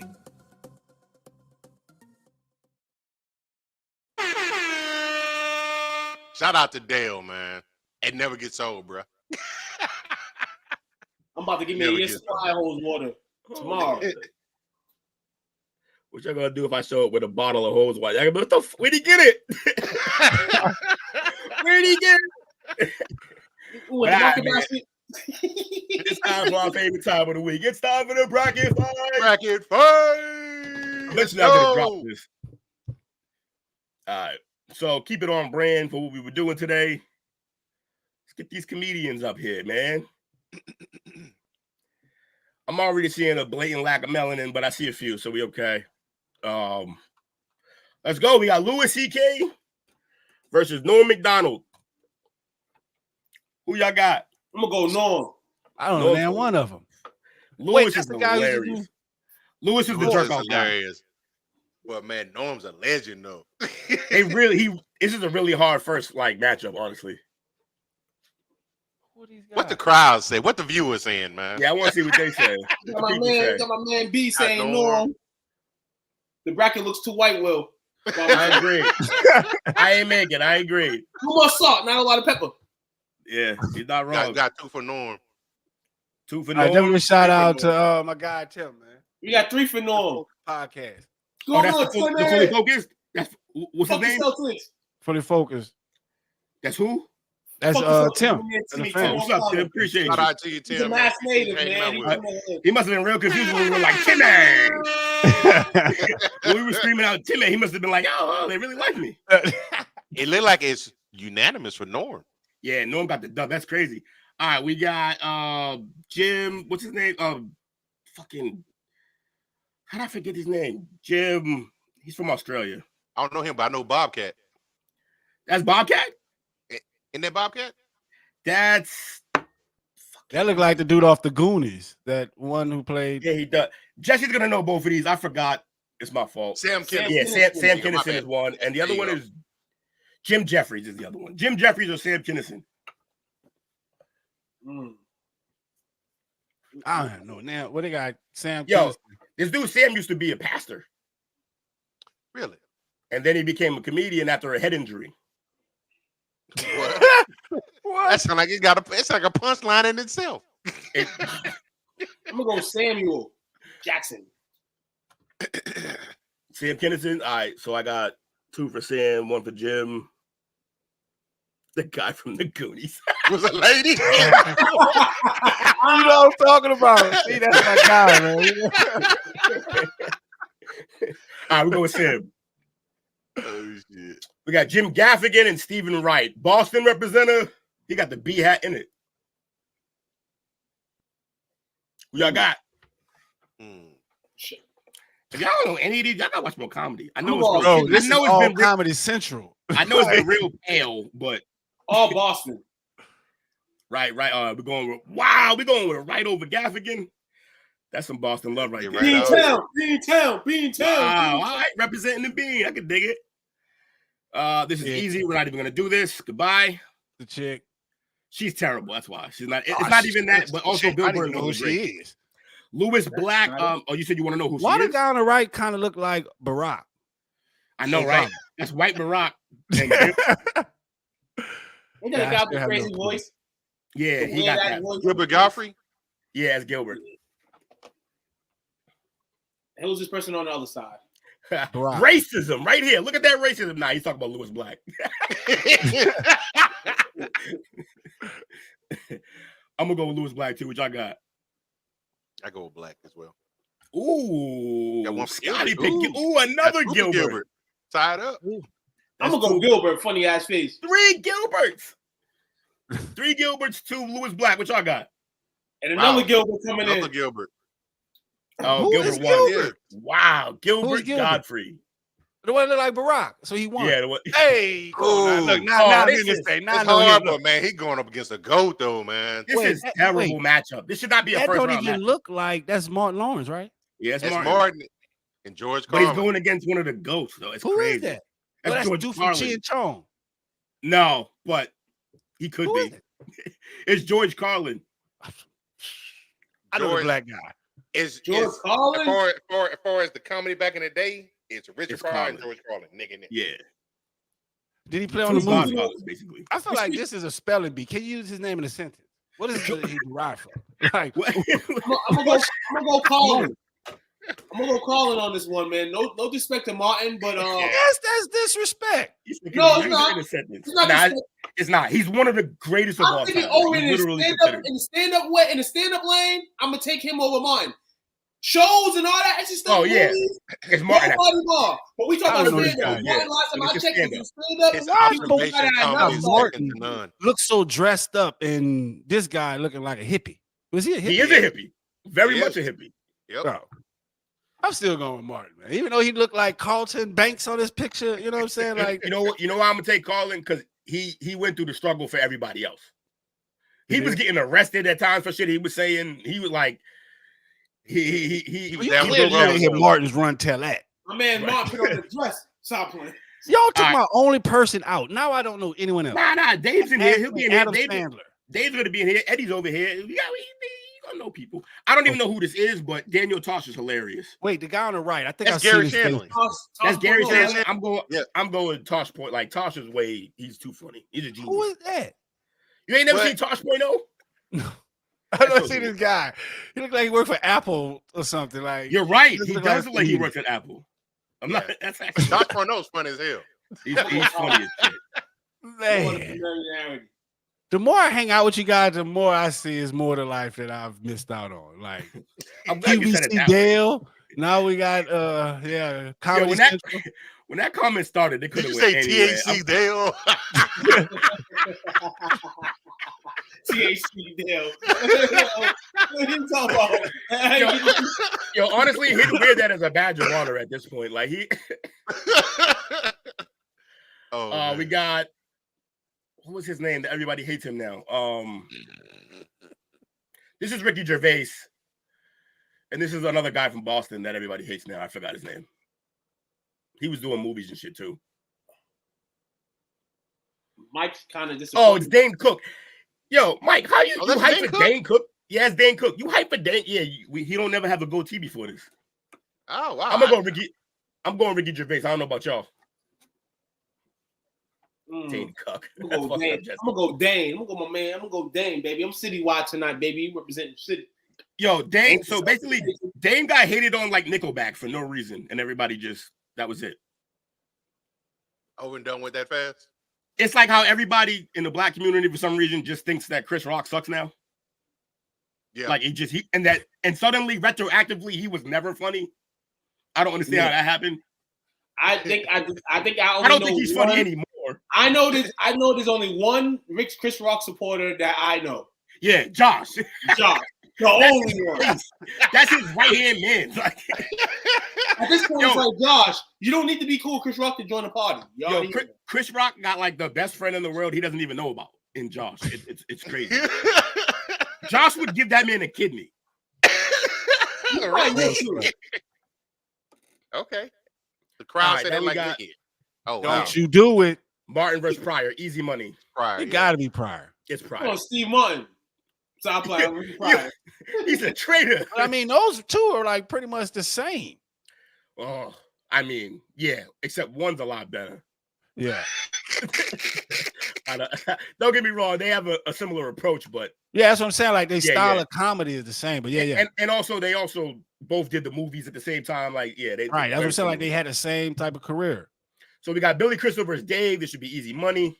But well, I mean, hey, I know that guy, that white guy on the right. Is that Billy Crystal? What did he play? I say he's a host or something, right? Did he host? He's been in mad movies. Oh, well, Dave Chappelle. Gotta go familiar face. Dave Chappelle, baby. What the hell? The same, sir. Somebody's gonna feel. This is a Wendy's. Somebody's gonna feel bad in the next round, man. That's it's gonna get ugly. Red Fox versus Kevin Hart. Red Fox. I don't even like this matchup this early. I should have shuffled. Why they got all the brothers against each other? So I was trying to, at least this time for sure. I take a couple of brothers out the picture. Go Red Fox, though. Damn. Kevin Hart. I know what Red is about, but I didn't view it live. I viewed everything Kevin did live, and Kevin's great. I'm gonna go Kevin. See, that's that new age stuff. How are you gonna not acknowledge? I acknowledge Red. I acknowledge Red and have him win. See what I'm saying? That's them youngsters right there. That's why the game. Man, I'm gonna be real with you. How old are you? How old are you? Oh, old enough. You one of them guys you don't even like. Yeah. Unc. I can't have a name Unc and then be like, yeah, but I'm like 32. But I bet they've been calling you that since you was 32, though. You just wasn't telling them. I'm gonna go Kevin Hart too, man. I'm gonna be real with you, man. Kevin Hart, but I feel dirty. I'm only gonna go Kevin Hart for the same reason Will said a little bit. I didn't really see him come up as a comedian, but Sanford and Sons is always something that's gonna be on my mind. But in terms of stand-up, Kevin Hart hit that 3-year tenure that he had, unstoppable, man. Here's the thing. There is no Kevin Hart without Red Fox. I understand that. But also, Kevin Hart has gotten bigger than literally any comic ever. In terms of like sales and tours, like he's the biggest thing ever in comedy. Because you know why? Because Cat Williams decided to go crackish. Mark Lawrence decided to be crackish. Yeah, he was the only one, and Dave Chappelle, he shot himself in the foot with all going against the alphabet people. So he was the only comedian standing. Well, Cat Williams said that's like affirmative action. You know what I'm saying? Like, do we get credit for him? He said he Rooney ruled it. Said he got the Rooney rule. I got smoke coming through my camera and shit now, His head steaming. It's I vapor. was like, It's there's a vapor. big cloud of smoke this carried through my camera. It's vapor. Remember, we're gonna keep you out of jail. It's vapor. Yeah, THC Dale. Okay, so What's this viewers, THC joke? I didn't get that. I don't think I was there for this shit. The QVC when he had that whole vacuum So who did we cleaner, choose, by the way? Dumaflacha, Oh, the okay, Dumaflacha okay. HD. hit the Oh flip yeah. Oh, capacitor. okay. The Amazon order. Okay. So who do we end up going with? Y'all are No, hilarious. Richard Pryor was. It's a bit different. He wasn't crackish. He was coking. Yeah. I think the overall voting went to red, man. So Fire. we'll get red over here. So who won? It's a toss up. Seen a lot of red. Me, Mike, and you went Kevin. I think everybody else went red. I think it was like Red 4 wins. Red wins. All right. I don't know who this is or who this is. They Ooh, both nice scary. Asian. Is that Nancy? Is her name Nancy Cho or Chow or something like that? Oh, that is Nancy. Okay. Okay, then I do know her. She's funny. I don't even know. Is that looking like a man? Yo, Jess, is it?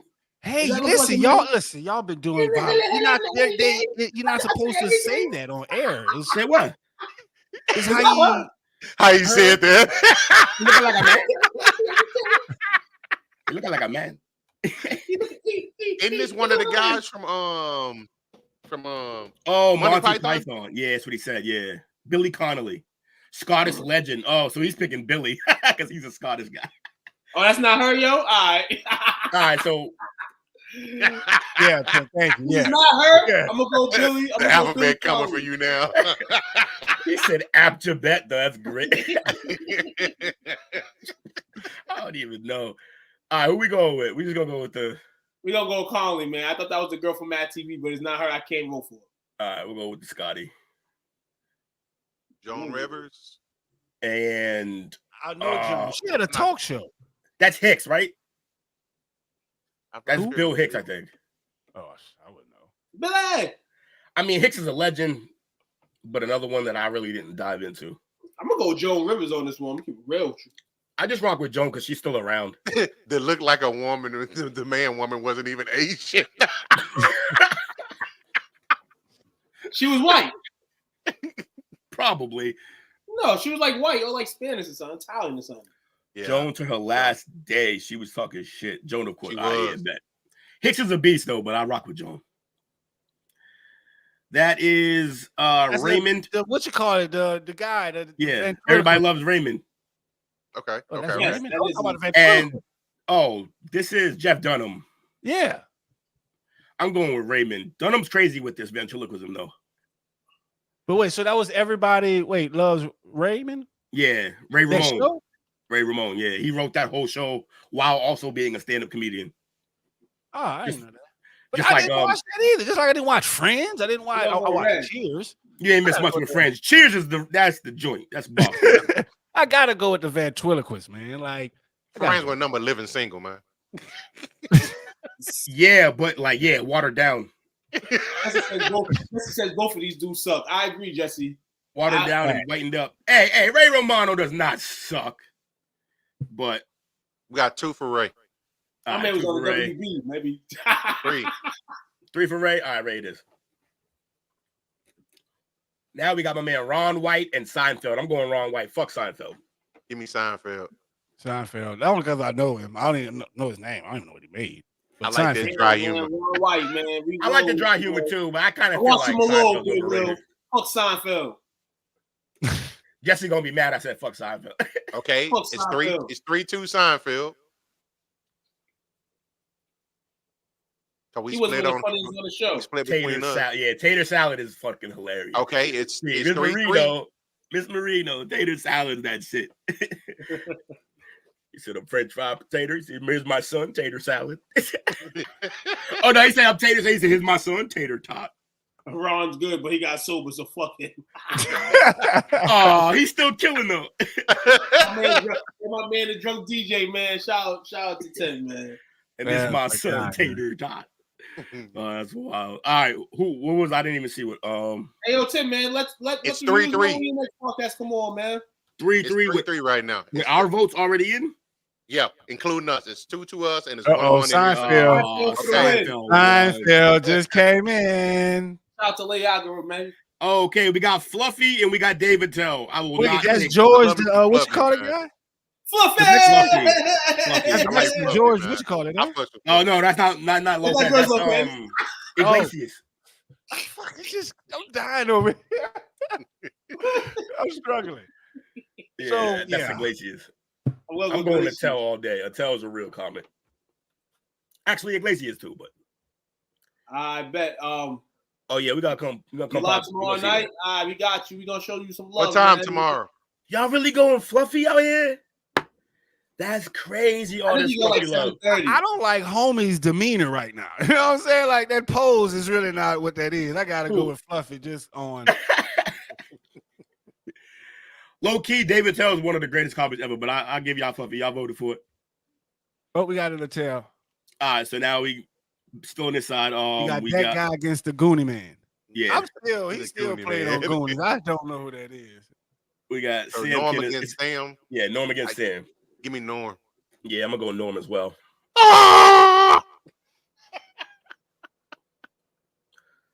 Norm is Fluffy looks like Will 200 pounds from now. We all look alike, huh? everyone on Norm. Everyone like Norm. We all look alike, huh, Mike? Go to the chip. Stephen Wright versus Bill Burr. This is bullshit. This is Boston versus Boston. You said it's Bill Burr? Yeah, it's Bill Burr. I'm going Bill Burr. Bill Burr, man. Yeah. Don't look at me. He said it's too pale up there for me.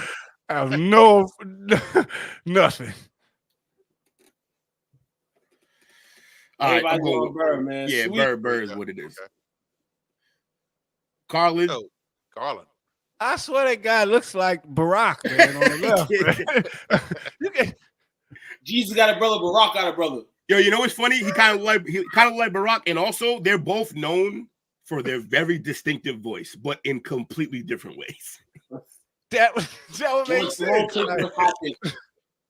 Gilbert Godfrey. Yeah, Gilbert Godfrey is hilarious. Everything is like this.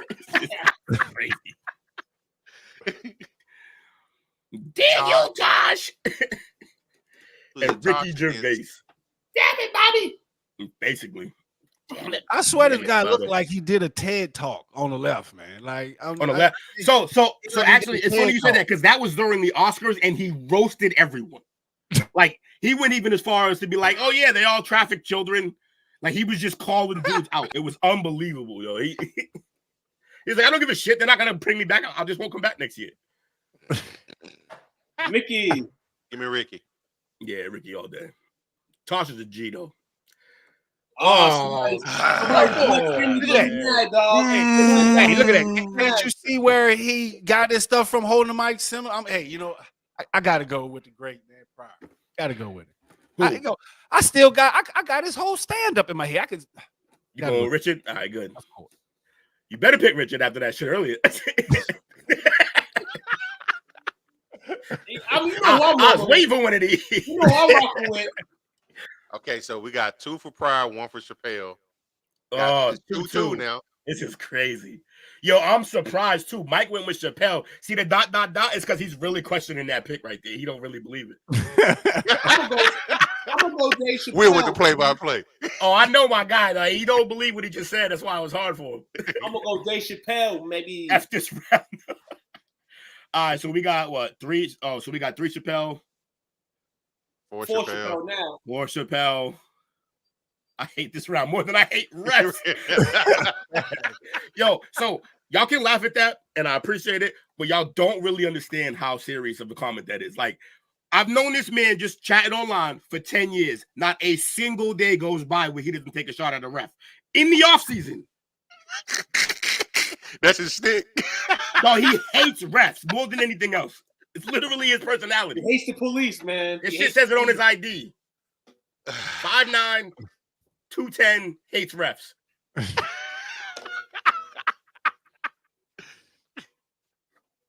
And we got Red. This can't be a debate. Yeah, this is stupid. This is a debate. Why isn't it? Because it's red, and that's it. It's red? All right. Cool. How many movies did Chappelle star in? 2. Definitely half baked. Sorry, in 1. Started Are you that including big, the ones on Netflix? Right, yeah, you started one. Are you including the ones on Netflix? Nah, those are stand-ups. Let me see. All right, now we got Ray Romano versus Joan. Who y'all got? I'm going Joan. Come on, Yeah, Joan. let's get her through. The women See how it goes. empowerment. Seinfeld versus Fluffy. Give me Seinfeld. Fluffy, the Stain. He looked like a comedian. That guy looked like he's an analyst for ESPN. Damn it. So Seinfeld gave us Jack and Charles, damn it. You told you to put the bomb on? Who told you to put the bomb on? so good. Got, so that's part of the reason why I don't give like Seinfeld as much credit, because I give more of the credit to Larry David. Jesse said they both that's suck. true. And when Larry Absolutely David wasn't around, that show suffered. Absolutely agree. In the Wait, so that was Seinfeld? On the left, that's Seinfeld, yeah. Yeah. Didn't I vote for Seinfeld? I forgot him just that fast. You voted for Fluffy. You was like, he looks like a comedian. He looks like he sells insurance. Oh, okay, yeah. So what do we? What is it? I forgot about that. Half-Baked, Undercover Brother, Nutty Professor. Dave Chappelle.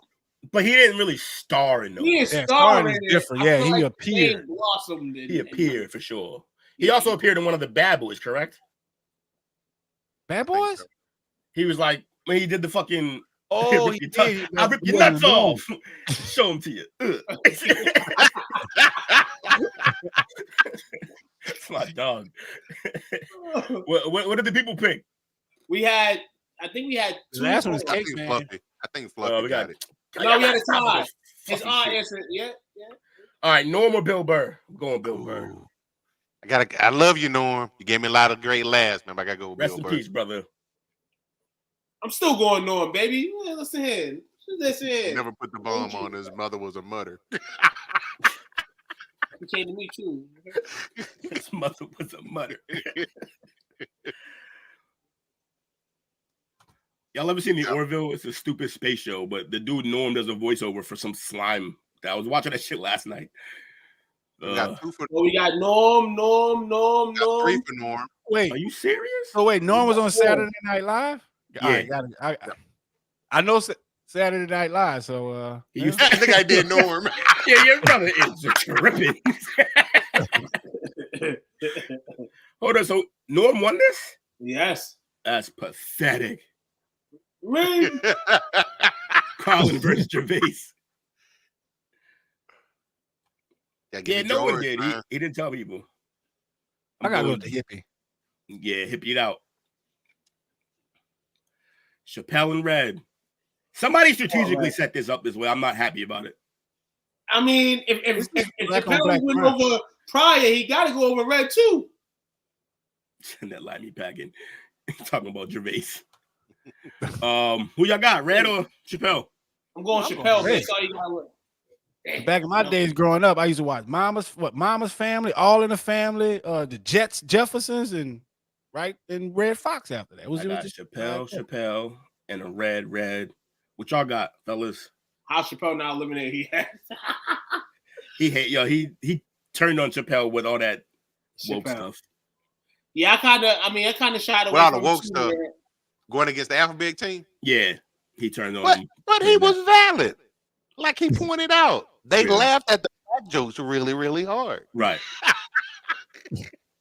People are selective of what is okay and not okay at the moment. Turd Ferguson? I feel like with that.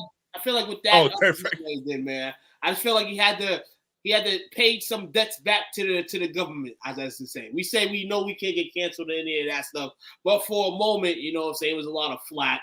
And I feel like, speaking on that kind of breaks bread even with the United States, the government, and themselves. So, yeah. Joan Rivers versus Fat Boy. Oh, man, damn Fat Boy. Man, listen here. I ain't going to say what I wanted to say on this podcast, but I'm going to take Joan. Let me find out. You got a problem. I'm with you on that. I'm going to take Joan. Like 30, 40 years ago, maybe. We're going to keep the kitty cat alive. He's going to be in your inbox. You give me Joan. It is. I'm going to send you to somebody else's inbox. So now we got Norm. And it hit versus George. I'm going George. Anyone that wears a sweatshirt to take a picture definitely has my vote. You know, that just shows fuck it. You know what I'm saying? Yo, he used to have the Coogis on too. What? Oh, yo, back in the day, he had some Coogis, bro. Nice. Not like Cosby's collection, but Cosby had the best of the best Coogis. Thanks. Yeah, that sweater game was stupid. Yeah, it was foolish. Joan versus Dave. I think we're all gonna go Dave. Dave. I think Jones' vocabulary might be too big, you know, in the head for Dave. I don't know. I don't think Dave. I don't think Jones. You know, I don't know. Dave will roast this old bitch and then fuck her. Damn. Well, there you have it. The Eastern Conference champion is gonna be Dave Chappelle, or is it? Oh, it's great. It gotta be Red Fox, matchup. man. Hell no. Or Richard. Wait. Who we passed Richard Pryor up? Who beat Richard? Dave. God Dave damn. beat Richard. Remember, yeah, Dave beat Richard. Some bullshit. Dave out here looking like the Nuggets. I love you, Dave, but I gotta go with the sweatshirt. Yeah, Sweater Man's on some other shit. Hold on. My man made it to the Eastern Conference chip. He and did. He gonna cash in. But he's out. Go Chappelle. Go Chappelle. Anybody ain't going for Chappelle's a hater. Hate.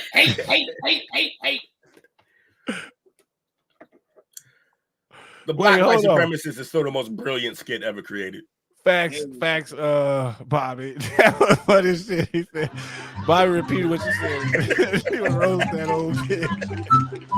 Because I got to tell you the truth, folks. I got to tell you the truth. When it comes to bullshit, yeah, big time, major league bullshit, you have to stand in awe of the all-time champion of false promises and exaggerated claims, religion. No contest. No contest. Religion easily has the greatest bullshit story ever told. Think about it. Religion has actually convinced people that there's an invisible man and he got a brother living in the sky who watches everything you do every minute of every day. And the invisible man has a special list of 10 things he does not want you to do. And if you do any of these 10 things, he has a special place full of fire and smoke and burning and torture and anguish where he will send you to live and suffer and burn and choke and scream and cry forever and ever till the end of time. But he loves you. He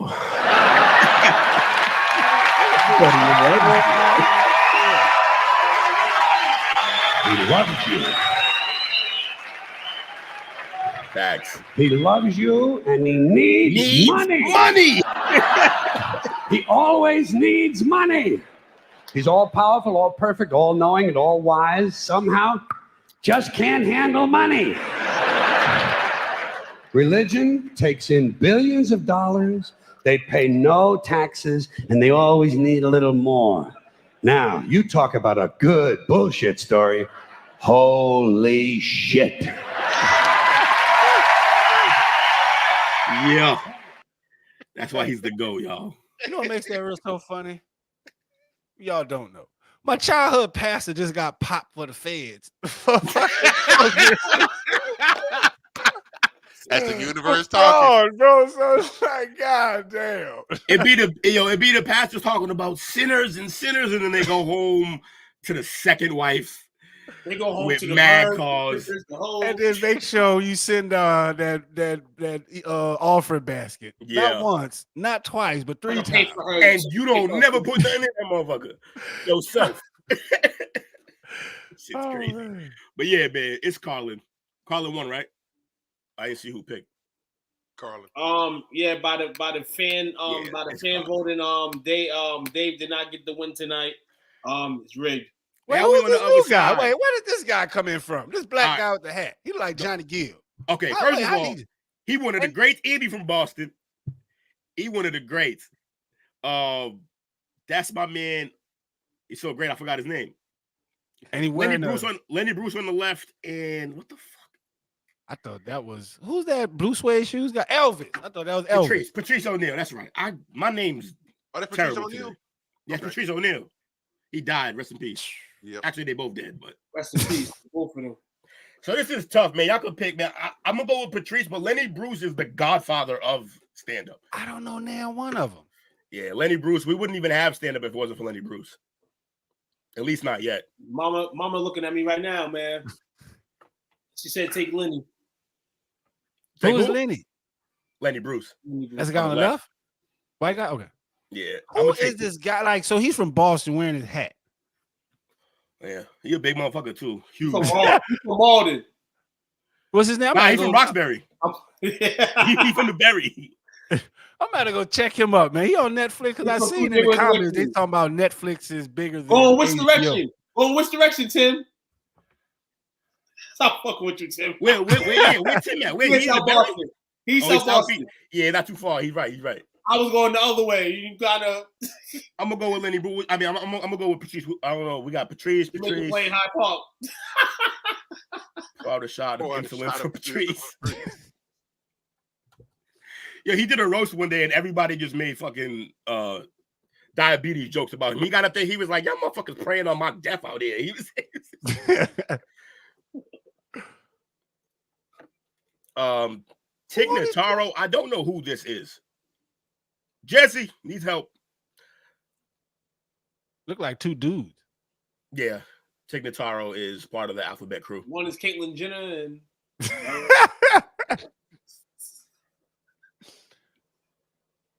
Yeah. Come on. We can just I'ma go with on. Tig. One, I don't even know who the other one is. So I'm gonna go with Tig. Who's She'll Tig? get eliminated. Her. She'll get Girl? eliminated next round. Yeah. All right. Then we got, is that John Oliver? Oh no, that's Bob Saget. I heard it. Is he? Yeah, that's Bob. Then And- Bob did some crazy shit before he died too. Yeah. Bob C. Was that the guy on Full House? Yeah. That's yo. I You got never- it right. Head on the dresser and died. Wait, you never seen him do stand-up? America's Dad had the filthiest mouth ever. He did. It was crazy. Damn, Saggy, I'm gonna pick you, dog. Yeah, my man Regan is, but Should be Regan is kicked off great. the list. I'm gonna go with Regan though. Who y'all got? I'm gonna go Saggy. Saget. Because I know his name. And Full House. Yeah, the one of What the. you got, Coach? Saget. All right, Sag for the win.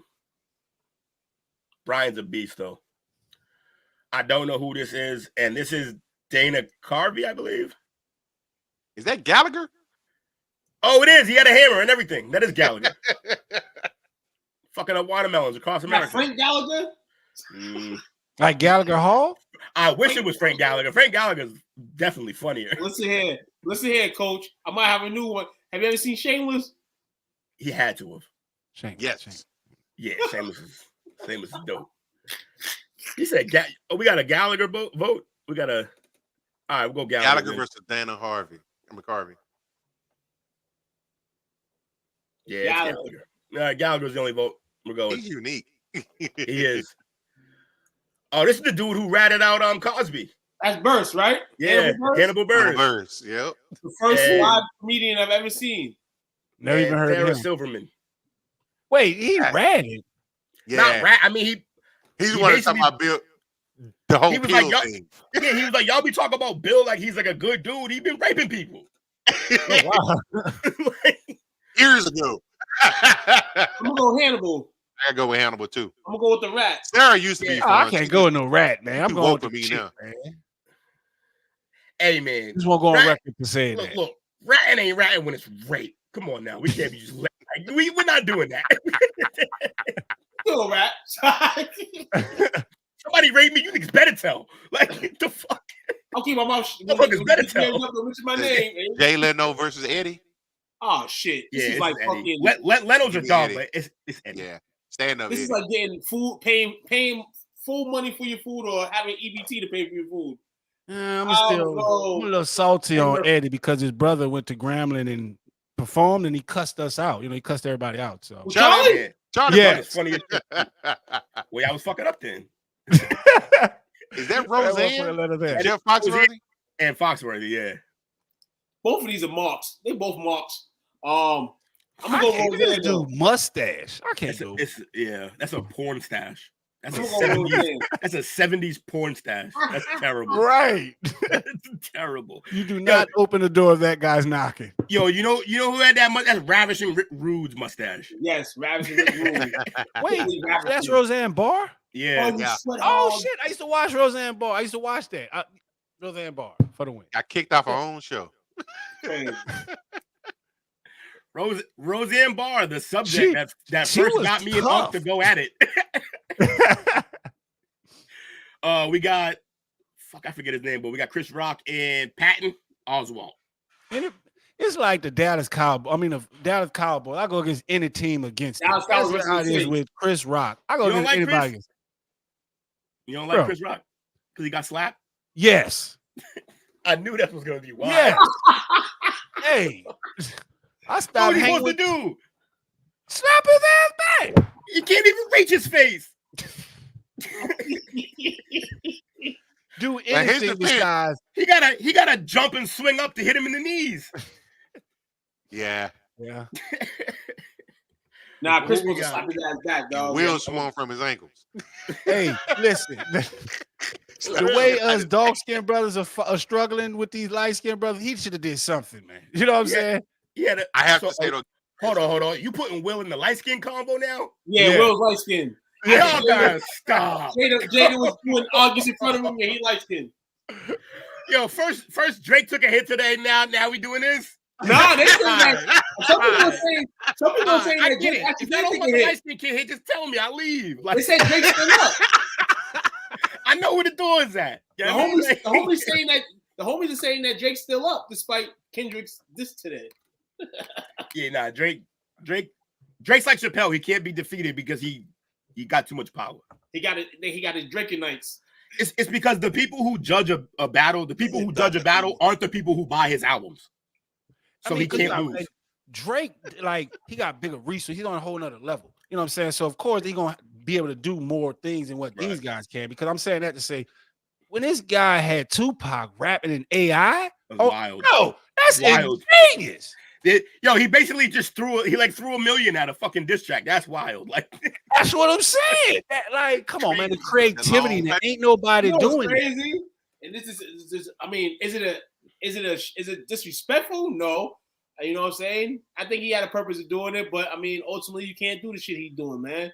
Right. I think what Kendrick said was legit though. He's like, I'll be damned if I let the Canadian have Tupac rolling in his grave. Y'all heard the new one that came out today, right? Exactly. Yeah. I gotta go bump that. Well, who was that song? I can't listen. I forgot what that verse was. He got bodied by a female rapper. So, but I can't listen to Kendrick no matter he got bodied by Drake. Well, you gotta. I don't know. Drake ain't body him. Drake coming back out. Drake coming back out next week, dog. Nobody want no Chris Brown smoke though. Nobody want Chris Brown, dog. Chris Brown. Everybody see Rihanna. They all set. Hold on, did you hear what Chris Brown did? He pulled a 50 Cent. So Quavo had a concert in Connecticut this weekend. He bought all the rest of the tickets basically, so nobody showed up. Basically, and this was empty. It's like it was like 30 people in front of the stage. Chris Brown did at the Quavo concert. He bought all the rest of the tickets. That's hilarious.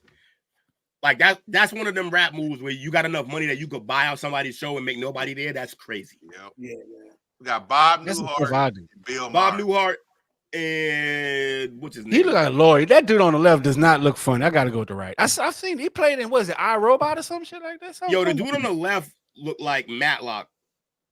Matlock before his hair went white. But yeah, I don't really. Newhart, I'm all set. Howie Mandel and Joe Rogan. I'm gonna go Rogan. Rogan, gotta go Rogan. Yeah, Rogan's Bobby's World. Nah, I'm gonna go Joe Rogan. Jess is gonna flip out on Rogan. He hates Rogan. It's funny.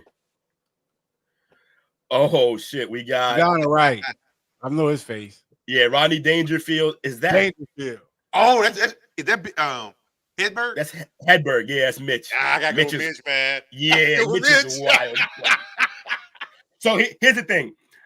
For stand-up, you got to go Mitch. But like just pure comedy, there's very few people ever funnier than Dangerfield. Apparently, he woke up from like a fucking surgery where he almost died, like heart surgery. And what they ask him, they asked him something, but he made a joke like fresh out of surgery. The dude is just beyond funny, bro. I'm gonna go Dangerfield. Who y'all got? Oh, what the fuck? Mitch. I got Mitch Hedberg. Who else? Tim says Mitch as well. That's 3 Mitch, Rodney, 2 Rodneys. Mike. That's 3 Mitch, 2 Rodney. Sorry, Rodney. This is. You gotta go on the left because I am not voting for what that thing is on the right. Do you know what he be doing? Hell no, I don't know who he is. He's a cross-dresser too. I can tell. Y'all picked up on that immediately. That's funny. Y'all gaydar on point, huh? It's like, yeah, no. Hey, y'all spidey senses was tingling. That's something. Something's wrong there.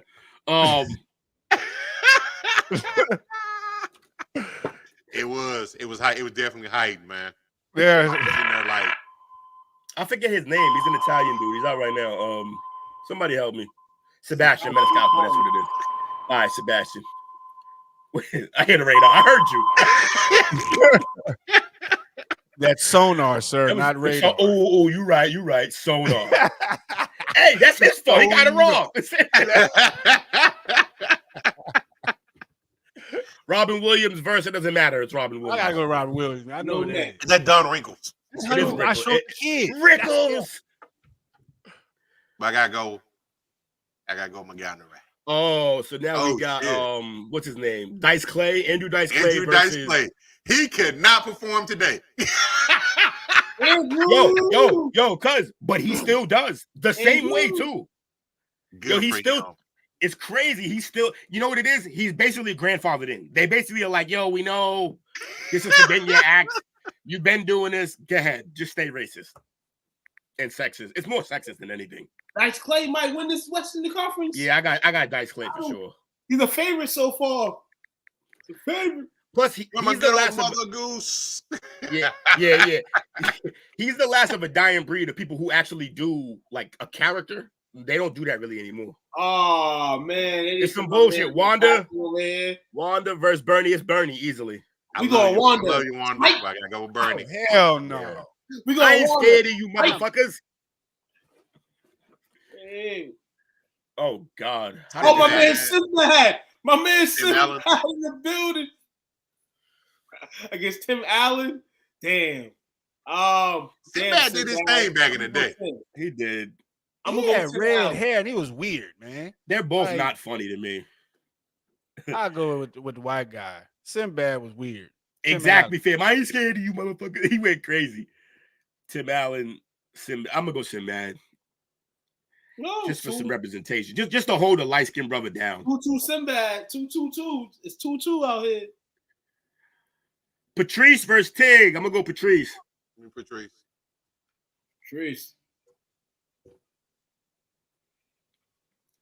Gallagher versus Saget. I'm gonna go Saget. Both cokeheads. Hilarious. I'm gonna go Saget. So Saget. Got? This should not be a debate. Okay, you're right. Saget, we out. Danny Tanner. Hannibal Buress versus Eddie Murphy. Yeah, give me Eddie. I can see my ass. Eddie Murphy. Yeah, exactly. Roseanne versus Chris Rock. Roseanne should beat him up.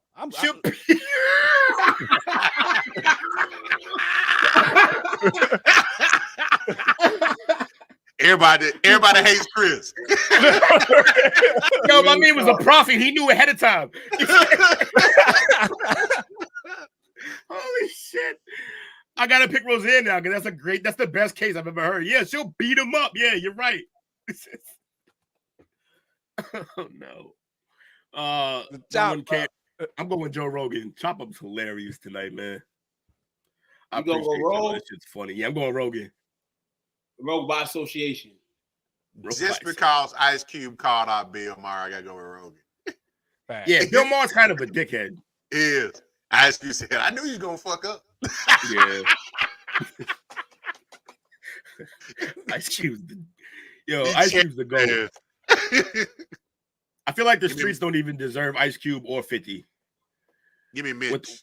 What they offer, oh yeah, I'm going with Mitch. Right. Maniscalco's hilarious. He got a crazy following, but Died way too young. Ooh. Dice Clay versus Robin Williams, huh? Robin gives you so much more, man. Right, I'm about to say Robin, he can change his voice. Like he was to me like the when I think of a comedian. Entertainer, yeah. Yeah, yeah. The true form of it, I agree. Right. Bernie. Come on, Sinbad's funnier. No, hell no. Patrice versus Sagan. I'm going Patrice. Patrice. Yeah, I'm gonna go Patrice versus Sagan. I see a dude. Patrice O'Neal. I thought that was the white chick the whole time. So that's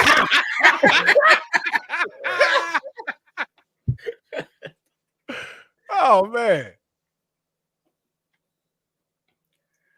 Eddie Murphy versus Roseanne. Eddie. I swear to God, Unc, if you pick Roseanne again. I'm the drop off right here. I'll go with Eddie. I got Eddie. Thank you, Eddie. Eddie. I want half. Eddie. Oh man. Oh shit. Hold on. The King of Samunda. The King of Samunda. The King of yeah. I know that you know that you know that I know when I'm being start fucking. Edberg versus Rogan. I'm gonna go Rogan. I gotta go Mitch, man. Come on, Rogue. Mitch, why you treat me like anima? Eddie, why you treat me like anima? Sorry, Miss Sister. When I met your ass, you was that broken ass. Chica man, why you treat me like anima? That's where he got it from, man. got Mitch. Everybody saying Mitch. Wow, Mitch. They clapping back over there. They clapping for Mitch. Yeah, they came nah, off man. Mitch. Joe Rogan, we don't believe that shit. I Fuck fuck some Joe, Mitch Hedberg, Joe man. Rogan. Yes. Go tell Joe Rogan. That's the only video. Whoop your ass. Joe Rogan, I'm putting it right now on wax. Joe Rogan, $1 million, you can't beat me. He'll spin kick your ass to oblivion. Joe Rogan, you can't beat me. Give me Bernie. Yeah. Ooh, that's tough. Yeah, I'm gonna go. Yeah, Bernie. man. Over my man. What's that man? What that Robert Williams when he was little? When he was big. What's it called? Eddie versus Patrice. Yeah, I'll go Eddie. Finally, stop voting for Boston. We're gonna go Eddie. Who's in the finals, man? You gotta be Eddie and Bernie. Yeah. That's Eddie hard. and Bernie? Damn. That's That's tough, man. It's gonna be ugly. First, Bernie versus Mitch. I appreciate you. Everything you done for me, bro. You did great, Mitch. You had a great run. We appreciate you, but you ran into a juggernaut. Like the king of comedy. Oh no. Rough. Hey, you know, hey man, I'm trying to like Bernie, man. Like for real. Baby's kids. I think if Bernie wouldn't have passed, he would have He would have elevated him downstairs. Come on, bitch. It wasn't milking.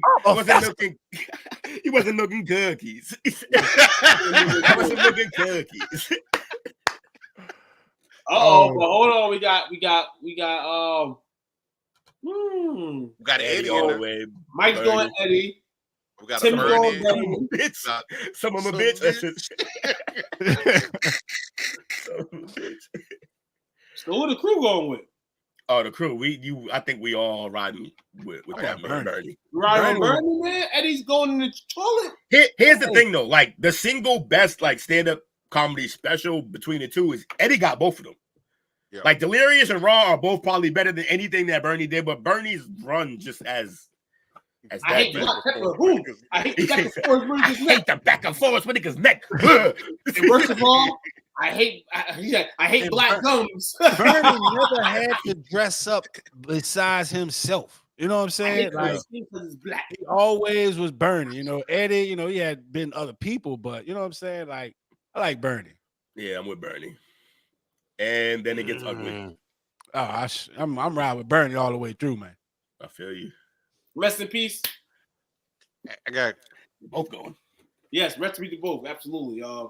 Damn, man. I wish I want to see what Coach do. Coach, you struggling over there, Coach? Yeah, that's tough, man. Yeah, it's an ugly one. It's an ugly one. I'm gonna take you to the party, man.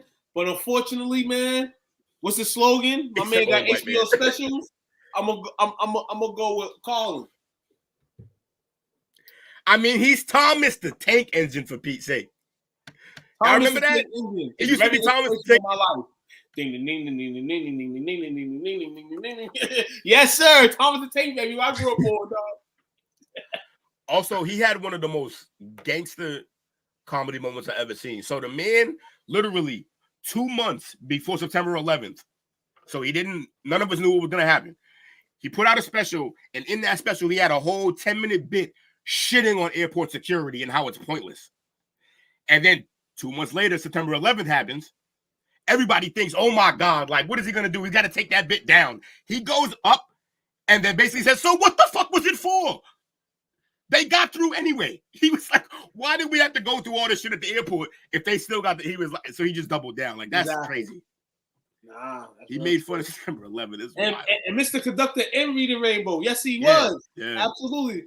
And take a look. Reading Rainbow. Rainbow. I forgot he was Rufus. Wait, so who was on Reading Rainbow? George Carlin. Colin, along with my man, LeVar Burton. LeVar Burton, right. Well, how was he talking about Colin? Who was Colin? That's why I was like, George Carlin. Who's that? The hippie. Oh shit! See, He been around a minute, man. Huh? Been around forever. He's been around a minute. Was Reading Rainbow? I used to watch Reading Rainbow. Yeah, he was on it. I can't do anything. Oh, see, yeah, see. That Dale alone left me. Yeah, I can't vote for that dude. Oh, man. Hey, kids. Hey, we talked about earlier about children. Maybe if children read more as well, they would listen. You know what I'm saying? Comprehension is comprehend, bro. Because if you can read, you can comprehend. You can't read, you can't comprehend. You can just follow and repeat. Yeah. Yeah, you mimic, right? You don't you just mimic the behavior. You're trying to actually do it. You know what your favorite word is? Oh, well, such and such said. Yeah. You know what I'm saying? Well, tell me what you read. Tell me what you think. So that's what I always get. Well, then go live with them motherfuckers. Whoever said that. That's what my family was about. If I ever came home talking about X, Y, and Z, had X, Y, and Z at their Chris, you'd be like, well, then go fucking live there. That's Mob Dukes, man. That's how I came up. Oh, man. Hey, yo, and to her credit, a few times I did that shit and learned some lessons. I learned some lessons, you know? I mean, when you're 13, 14, laundry, you don't think about shit till you. That's true. But yeah. All right, we're going with Colin. Man, I'm jumping out of college, y'all, man. Like I said, drop me off here. Right. I'm calling the police on y'all. You know they got dope in the car. Oh, hey, wait a minute. Wouldn't you just not gonna vote for the snitch and now you go? now you calling the police on your team? Hey man, listen, it ain't it ain't snitching when you're using it in your behalf. You know what I'm saying? Okay, Whitey Bulger. Okay. Okay, Bumpy Johnson. My people's eliminated Chappelle too early. He was rigged. Yeah, well, he ran up against. He went against Richard. He ran up against another brother. Richard ran up against Chappelle. So, but I mean, Chappelle, is he funny or was he just ahead of his time? I mean, because he came alive on raunchy, raunchy with the raunchy comic. You know what I'm saying? Like he was the only black guy on Comedy Central, setting trends, breaking down or being the Tom. He was Tommy. Uncle Tommy.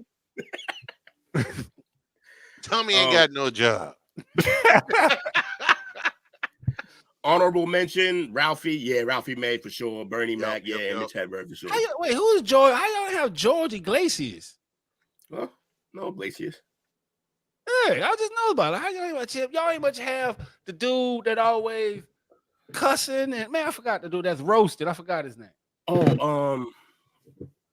He was on the Kings of Comedy. That was how you made his fame. DL. You mean DL Hughley?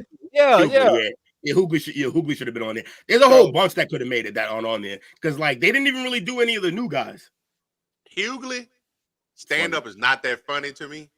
It's now, him. when he was hosting Comic View though, he just in the crowd just roasting motherfuckers. That's his thing. Yeah, that's what I like. Yeah, Well, they changed him. Yeah, don't do comedy. Just stand up there and just roast. Like Yeah, that was he's better off the top for sure. Yeah. But yeah, man, it's been another bracket fight. Glad y'all joined. I'm glad. That's crazy. Some of y'all stayed in here late. We started late and then did a longer show than usual. So let me tell y'all why we was late tonight. So are we telling? Oh, so everybody telling. We're gonna tell tonight. I can't deal with this rat and shit, man. Well, I'm a rat on myself. The reason why I was late tonight is because Pablo ain't send the package. So once Pablo ain't sending the package, I had to go to same Pablo, and then I had to go to the same Pablo to get the package. At that time, we didn't know we had a link. Will created everything. I was still going to get San Pablo. So when I finally got San Pablo, I rushed my ass here to get on a podcast. We tried to wait for Coach a little bit, so we talking in the back. You know, it all worked out well because we ended up getting Coach, you know, not too long before we started topics. And then we got Unc, so it kind of made out well that we did wait. Absolutely. It did work out. Yo, also, just another crazy amount of, like, timing. I decided, we were talking about we should go or not. Then we kept talking, and then I was like, all right, let's go now. And then you hopped in the room right when I said that shit. Really? Yeah, right when I said let's go. That's why you came in on the counter. I had just hit the button. Hey, I was like, Coach will be here soon, and then sure enough. Absolutely, man. Listen here. Great show, fellas. Appreciate y'all. Shout out to y'all. Shout out to Unc. Definitely shout out to Unc, man. Appreciate you hanging out with us tonight, my brother. Oh, hey, no problem. The devil. It's all right. Hey, I was still here. I just had to dip. We all that rat. Shout out to you were just talking about telling on all of us. Shout out to Chris, Bobby, Bree, Common Leaders Media, Wizzo, Jesse, Dale, Muhammad, Bernard, Marie, Fully Focused Podcast, and Mama Renee. If I missed anybody, my apologies. Much appreciated. Wait, who is this Muhammad fella? Wait, when did he come? He gave us a lot. Yeah. What's his last name? I'm not even going to try to say it. Send me to me in a message or something. And like I say, you can say it. He might be from the hood. Muhammad Nazarila Mazu. Oh man, really trying to get us flagged by the feds and shut down. Hey, well, shout out to Muhammad for joining us, and shout out to Muhammad. Dr. Muhammad. You know, thank y'all for coming out. God bless you. Good night. This might be our last episode, but it was a nice run. You know what I'm saying? So, I love y'all. We had Muhammad. We had the Alphabet Crew. We had Hitler on this show. We were very PC tonight. We had the Bible forgeries. Like we had Jesus brother in a box. I mean, about Jason Whitlock with me tonight. The way we was rolling a little bit. Shout out to everybody. Not only did we have Jesus in the box, his little brother in the box, then we had a whole stand-up bit shitting on religion. Yeah, we were definitely out of line tonight. Folks. We're doing great. Oh no, we were in line, man. You know, hey, this is what the cat drug did. That's what I do. He said he basically said Muhammad 9/11 something. Muhammad. Yes. Muhammad. Oh no. Muhammad. Oh man. Baby or whatever. Yeah, we're gonna support you tomorrow, Tim, man. Fully Focused Podcast tomorrow at 7 p.m. Good. We start at 8:30, so we definitely can have some time to chap it up along lines, man. Watch, support any way we can do it, man. Appreciate what you do as well for the group. Definitely shout out to everybody again, man, for tuning in tonight, man. Delays is sometimes good, man. In this case tonight, it worked perfectly. So we know the real people that stay up after 12. You know, there's a lot of people that say they may stay up, they ain't up. Now I know in this world that bet, that say they bet, they don't bet. You know what I'm saying? In this world, man, we see the real of the real when the real comes out, man. We just figured out who our degenerate crowd is, and it's right here. It's this lot of people. So maybe one night, if we really want to do and we love it. Late night, we'll have people on probably. I think so. We've been talking about a possible late night chop up or chop up after hours. We've been talking about that for like over a year now, so that might have to be a thing. Yes, I think we'll get a lot of West Coast. We got to curate some good topics that can only be. It has to be late night topics though. Yeah, I don't want to do an after hour show and then it's a bunch of shit that we could have talked about on the show. Nah, it got to be shit that we can never say anywhere else. Oh, listen here, accepting my bets, man. Hey, we got you, man. Listen here, baby. If y'all ain't familiar here, if y'all newbies tonight, we end up with the best way to say goodbye, baby. Oh yeah. Grab the cork. Semi Sosa. Find this podcast and others on STWF TV, the Podcasting Network, wherever you get podcasts.